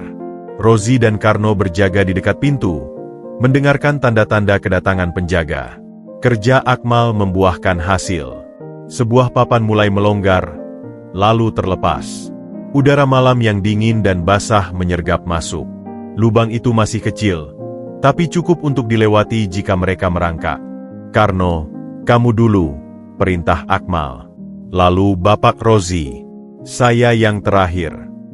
Karno, meski tangannya terluka, merangkak keluar dengan gesit. Rozi, dengan kaki yang masih sangat sakit, membutuhkan bantuan. Akmal mendorongnya dari belakang dengan susah payah. Saat Rozi akhirnya keluar dan terjatuh di lumpur di luar, Akmal segera menyusul. Mereka bertiga sekarang berada di belakang gudang, dibasahi hujan, dikelilingi kegelapan dan rintik air. Hutan di depan mereka terlihat seperti tembok hitam yang menakutkan. Kita harus kembali ke desa, usul Karno. Memperingatkan mereka. Tidak, bantah Rozi tegas. Itu yang mereka harapkan. Jalan ke desa pasti sudah diawasi. Dan warga masih marah pada saya. Kita tidak akan didengar. Ia berpikir cepat. Kita harus ke kota. Langsung ke kantor polisi. Dengan flash disk ini dan kesaksian kita bisa mengungkap konspirasi Hendra. Tapi kita butuh transportasi. Jalan kaki ke kota butuh 2 hari. Kita tidak akan sampai, kata Akmal. Tidak jalan kaki, ucap Rozi. Kita ambil kendaraan mereka. Di pos depan, ada motor trail. Kuncinya biasanya di kontak atau di bawah jok. Rencana itu gila. Kembali ke pos yang mungkin sudah dijaga? Tapi, seperti kata Rozi, itu adalah langkah yang tidak terduga. Dengan hujan sebagai kamuflase, mereka menyusuri tepi hutan yang gundul, menghindari area terbuka. Setiap langkah Rozi terasa menyiksa, tapi ia menahannya. Setelah sekitar 30 menit, mereka melihat cahaya redup dari pos pengamatan itu. Hanya satu lampu neon yang menyala di dalam. Akmal merayap mendekat, seperti kucing hutan. Dari jendela, ia melihat hanya satu penjaga yang tertidur di kursi, kepala tertekuk ke meja. Motor trail terparkir di samping, dilindungi terpal sebagian. Dengan isyarat tangan, Akmal memberi tanda. Karno mengangguk. Ia mengambil batu dan melemparkannya ke arah sisi lain kontainer. Bruk! Penjaga itu terbangun, menggerutu, lalu mengambil senter dan keluar untuk memeriksa. Saat itulah Akmal bergerak. Ia melompat ke motor, meraba di bawah jok. Tidak ada kunci. Ia memeriksa kontak. Kosong. Jantungnya berdebar kencang. Rozi, dari persembunyiannya, memberikan isyarat, coba starter dengan kabel. Akmal mengerti. Dengan cepat ia membuka kap mesin kecil motor trail itu, menemukan kabel-kabelnya. Ia bukan ahli, tapi ia pernah melihat orang melakukannya. Dengan gemetar, Ia menyatukan dua kabel yang tepat. Percikan api kecil terlihat, dan mesin mendengkur hidup. Suaranya terkamuflase oleh hujan dan angin. Penjaga yang mendengar suara itu berbalik. "Hei!" Tapi terlambat. Akmal sudah membuka gas. Karno membantu Rosie naik di belakang Akmal. Lalu ia sendiri melompat ke jok belakang yang sempit. Motor trail itu melesat menerjang gelap dan hujan, meninggalkan penjaga yang berteriak-teriak dan pos pengamatan yang semakin menjauh. Mereka bebas, basah kuyup, terluka, dan hampir kehabisan tenaga. Tapi mereka punya flash disk berisi bukti, dan sebuah motor trail yang membawa mereka menuju kota, menuju harapan untuk mengungkap kebenaran dan menyelamatkan desa mereka dari kehancuran. Ujian nyawa di hutan mungkin telah terlampaui, tetapi pertempuran di dunia hukum dan kekuasaan masih menanti di depan. Motor trail melaju kencang menerjang kegelapan dan rintik hujan yang berubah menjadi gerimis lebat. Jalan tanah bekas proyek yang berlumpur dan berbatu membuat kendaraan oleng-oleng berbahaya. Akmal, dengan pengalamannya mengendarai sepeda motor tua di medan desa, memegang kemudi dengan erat, konsentrasi penuh. Di belakangnya, Rosie mencengkeram pinggang Akmal erat-erat, menahan setiap hentakan yang mengirim sakit berdenyut dari kakinya yang bengkak. Karno di paling belakang sesekali melihat ke belakang, memastikan mereka tidak diikuti. Pelan sedikit di tikungan ini, jalannya longsor, teriak Karno di telinga Akmal. Akmal mengerem, meluncur pelan di tepi jurang kecil yang digenangi air keruh. Mereka harus keluar dari area proyek secepatnya, menuju jalan provinsi yang lebih mulus menuju kota. Tapi untuk itu, mereka harus melewati pos pemeriksaan keamanan perusahaan di perbatasan lahan. Ada pos penjagaan di Simpang 3, sebelum keluar ke jalan aspal. Ingat Rosie, suaranya nyaris tenggelam angin. Biasanya 2 orang. Mereka punya HT dan mungkin sudah dapat peringatan. Alternatif? Tanya Akmal, tanpa menoleh. Lewat jalur sungai. Tapi dengan hujan begini, arus deras dan kita tidak tahu kedalamannya. Lebih baik kita hadapi 2 penjaga daripada terjebak banjir bandang, sahut Karno. Saya kenal salah satunya, mungkin bisa kita bicara. Setelah pengkhianatan Boron, saya tidak percaya siapapun dari keamanan internal saat ini, ucap Rosie pesimis. Mereka mendekati Simpang 3. Dari kejauhan, cahaya lampu sorot dari sebuah kontainer kecil terlihat, menyapu jalan secara berkala. Akmal mematikan lampu motornya, mengarahkan kendaraan ke semak-semak di pinggir, sekitar 100 meter sebelum pos. Kita jalan kaki dari sini, sisakan motor, bisik Akmal. Menyusup lewat semak, kelilingi pos mereka. Kaki saya. Ragu Rosie. Saya akan bantu Bapak, kata Karno, dengan tekad baru di matanya. Ia ingin menebus kesalahannya. Dengan susah payah, mereka meninggalkan motor tersembunyi di balik semak. Karno dan Akmal memapah Rosie, menyusuri tepi jalan yang gelap, merangkak di balik semak belukar yang basah. Hujan membantu menyamarkan suara langkah mereka. Saat mereka sejajar dengan pos penjagaan, mereka bisa mendengar obrolan 2 penjaga di dalam. Dengar radio tadi? Boron marah-marah. Katanya 3 tahanan kabur dari gudang C. Yang bos juga kabur. Iya katanya. Kalau ketemu, disuruh tangkap, hidup atau, ya sudahlah. Waduh, repot juga. Tapi kita di sini aja, jaga pos. Mana mungkin mereka lewat sini, jalannya diawasi. Akmal memberi isyarat, mereka terus merayap. Selamat, pos sudah tertinggal di belakang. Tapi perjalanan ke jalan aspal masih sekitar 1 kilometer, dan kondisi Rosie semakin lemah. Mereka berhenti sejenak di bawah pohon besar. Tidak bisa terus seperti ini, kata Akmal melihat wajah Rosie yang pucat pasi dan napasnya yang tersengal. Kita butuh kendaraan lain. Tepat saat itu, dari arah berlawanan, mendekat cahaya lampu sebuah mobil pick-up. Mobil perusahaan. Kemungkinan lagi patroli atau berganti jaga. Persiapkan, bisik Rosie, matanya tiba-tiba tajam. Ini kesempatan kita. Mobil pick-up itu melambat saat mendekati pos, lalu berhenti. Pengemudinya turun, berbicara dengan penjaga pos. Itu berarti mobil itu sedang parkir, dengan mesin mungkin masih hidup. Karno, kamu yang paling tidak dikenali. Dekati dari arah depan, tanyakan sesuatu, misal arah atau minta korek api. Akmal, kamu selip dari belakang, masuk ke mobil. Saya akan ikut setelahnya. Rencana Rozi cepat. Karno mengangguk. Ia berjalan mendekat dengan langkah biasa, sambil melambaikan tangan. Bang, ada korek api enggak? Rokok basah nih. Penjaga di pos dan supir pick-up menoleh, sedikit terkejut melihat warga di jam segini. Tapi karena Karno tampak tidak berbahaya, mereka santai. Sementara perhatian mereka tertuju pada Karno, Akmal merayap seperti macan dari balik semak, mendekati sisi penumpang pick-up yang gelap. Pintunya tidak terkunci.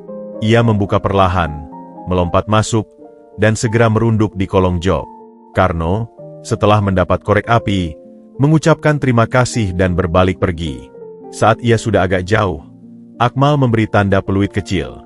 Karno berbalik, dan dengan sigap menarik Rozi dari persembunyian mereka dan hampir menyeretnya menuju pick-up.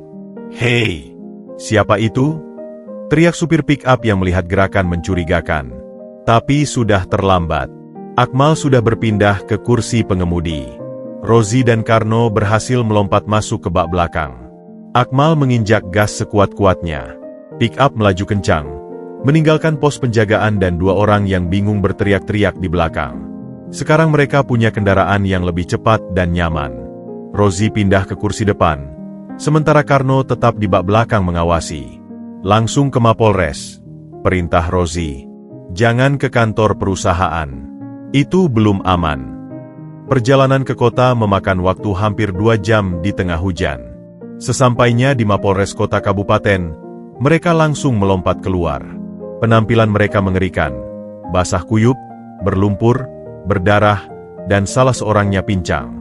Petugas jaga awalnya waspada, mengira mereka pemabuk atau pengacau. Saya Roziman Haryanto, Direktur PT Bumi Makmur Sejahtera. Saya ingin melapor tentang percobaan pembunuhan, penyanderaan, dan pencemaran lingkungan oleh anak buah saya sendiri, ucap Rozi dengan suara lantang dan berwibawa, meski tubuhnya tergemetar. Nama itu membuat petugas jaga terkesiap. Ia segera menghubungi pimpinan. Dalam waktu singkat, mereka dibawa ke ruang penyidikan. Rozi menyerahkan flash disk, menceritakan semua kronologi, didampingi kesaksian Akmal dan Karno. Mereka juga menunjukkan luka-luka mereka dan sampel air yang sempat mereka ambil, yang masih tersisa sedikit di botol Akmal. Penyidik segera bergerak cepat. Tim khusus dibentuk. Sebelum fajar, beberapa unit polisi bergerak. Satu tim menuju Desa Nanjati untuk mengamankan situasi dan mengumpulkan keterangan warga serta mengambil sampel air tercemar. Tim lain, dengan dikawal ketat, menuju markas proyek PT BMS untuk menangkap Hendra, Boron, dan kroni-kroninya. Sementara itu, di Desa Nanjati, keributan sudah mereda menjadi desas-desus ketakutan. Warga yang sadar bahwa mereka mungkin telah diperdaya, berkumpul di balai desa dengan kepala desa. Ketika polisi datang dengan mobil, patroli dan membawa peralatan pengambilan sampel air, kepanikan baru muncul. Tapi penjelasan polisi bahwa mereka sedang menyelidiki tindak pidana pencemaran oleh oknum perusahaan, bukan warga, sedikit menenangkan. Pak Joko, dengan lega mendengar bahwa Akmal, Rozi, dan Karno selamat dan telah melapor, segera mengorganisir warga untuk bekerja sama dengan polisi. Penangkapan di markas proyek berlangsung dramatis. Hendra, yang sedang merencanakan langkah berikutnya untuk menyalahkan segala sesuatu pada Rozi yang hilang, terperangkap basah. Boron dan beberapa anak buahnya juga berhasil diamankan. Bukti-bukti pendukung seperti perintah tertulis, sisa bahan kimia, dan catatan keuangan tidak resmi berhasil disita.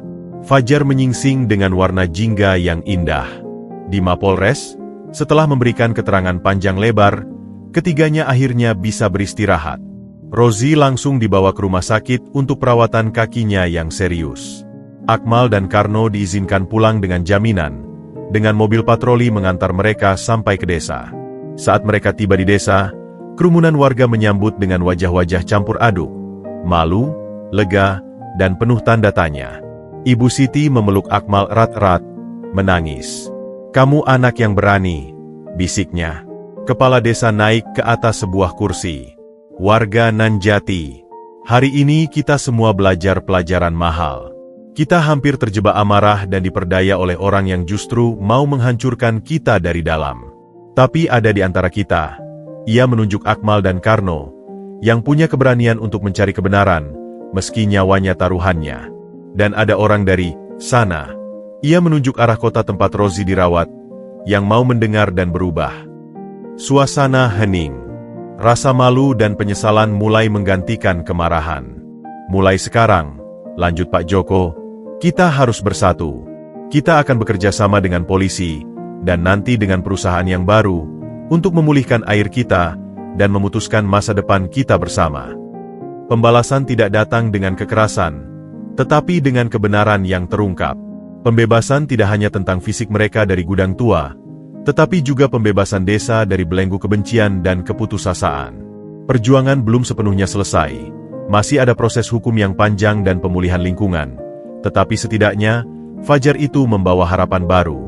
Dan bagi Akmal, pulang ke rumah dengan ibunya yang memeluknya, ia tahu bahwa pilihannya untuk menolong seorang asing di hutan telah membawa angin perubahan bagi seluruh desanya. 2 minggu setelah malam dramatis di hutan dan markas proyek, suasana di desa Nanjati telah berubah drastis. Kabut ketegangan telah digantikan oleh udara yang masih berhati-hati, namun mulai terasa ringan. Bak truk pengangkut air bersih dari PDAM berdiri di sudut desa, memastikan pasokan sementara tim dari Dinas Lingkungan dan LSM yang diawasi warga mulai bekerja membersihkan sumber air yang tercemar. Di kota, kasus PT Bumi Makmur Sejahtera menjadi berita utama. Pengungkapan percobaan pembunuhan, penyanderaan, dan pencemaran lingkungan yang direncanakan oleh oknum manajemen mengejutkan banyak pihak. Hendra, Boron, dan beberapa kroni mereka ditahan, menghadapi serangkaian pasal berat.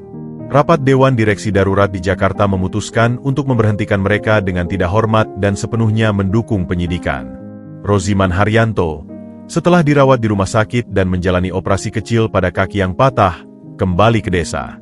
Kali ini, bukan dengan pakaian safari, melainkan kemeja lengan panjang sederhana dan celana chino dengan tongkat penyangga. Ia datang bukan sendirian, tetapi dengan tim baru dari perusahaan. Seorang kepala sustainability yang dipercayainya, beberapa pengacara, dan yang paling penting, putrinya, Rara, yang memohon ingin melihat hutan yang menyelamatkan ayah. Pertemuan digelar kembali di balai desa. Namun, kali ini suasana berbeda.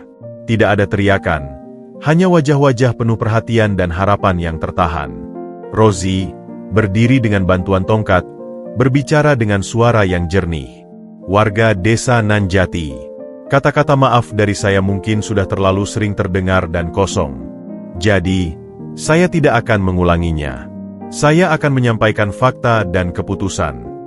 Ia jeda, memastikan setiap orang mendengarkan. Pertama, proyek tambang emas di wilayah yang berbatasan langsung dengan desa Nanjati dan hutan larangan secara resmi dibatalkan. Izinnya akan kami kembalikan kepada negara. Wilayah itu akan diajukan untuk menjadi kawasan hutan desa atau taman wisata alam, dengan desa sebagai pengelola utamanya. Gemuruh rendah riang dan tepuk tangan spontan membahana. Itulah yang selalu mereka perjuangkan. Kedua, lanjut Rozi, PT Bumi Makmur Sejahtera mengakui kesalahan dan telah menyisihkan dana untuk pemulihan lingkungan total di desa ini.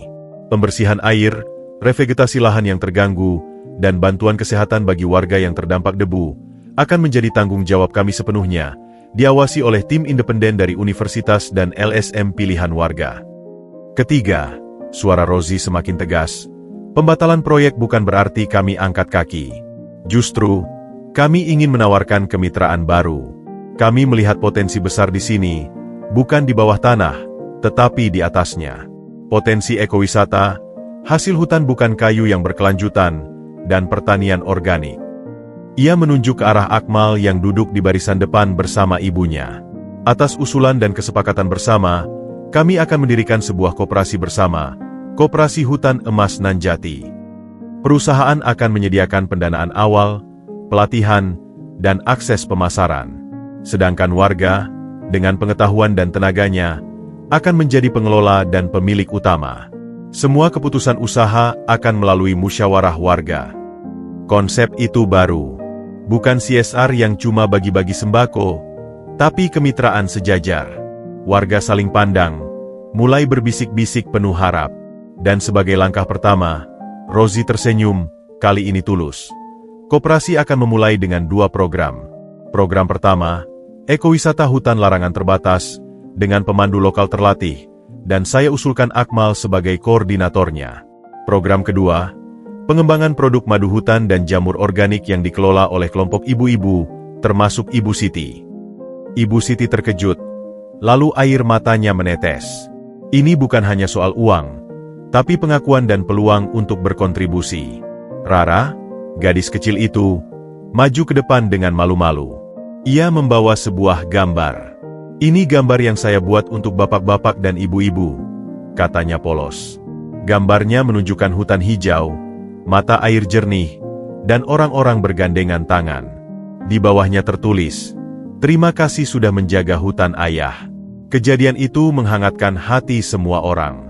Bahkan Karno, yang duduk agak di belakang dengan perasaan campur aduk, tersenyum getir. Ia telah diampuni secara hukum karena tobatnya dan perannya membantu, tetapi ia tahu butuh waktu untuk memulihkan kepercayaan tetangganya.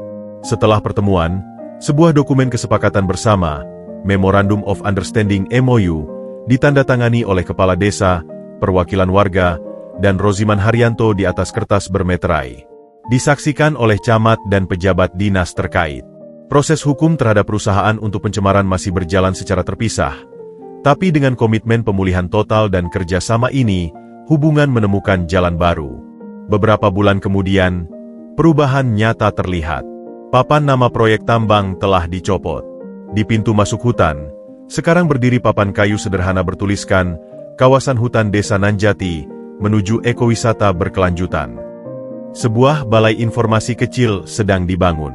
Akmal, dengan semangat baru, sibuk memetakan jalur hiking yang aman dan menarik bersama beberapa pemuda lainnya.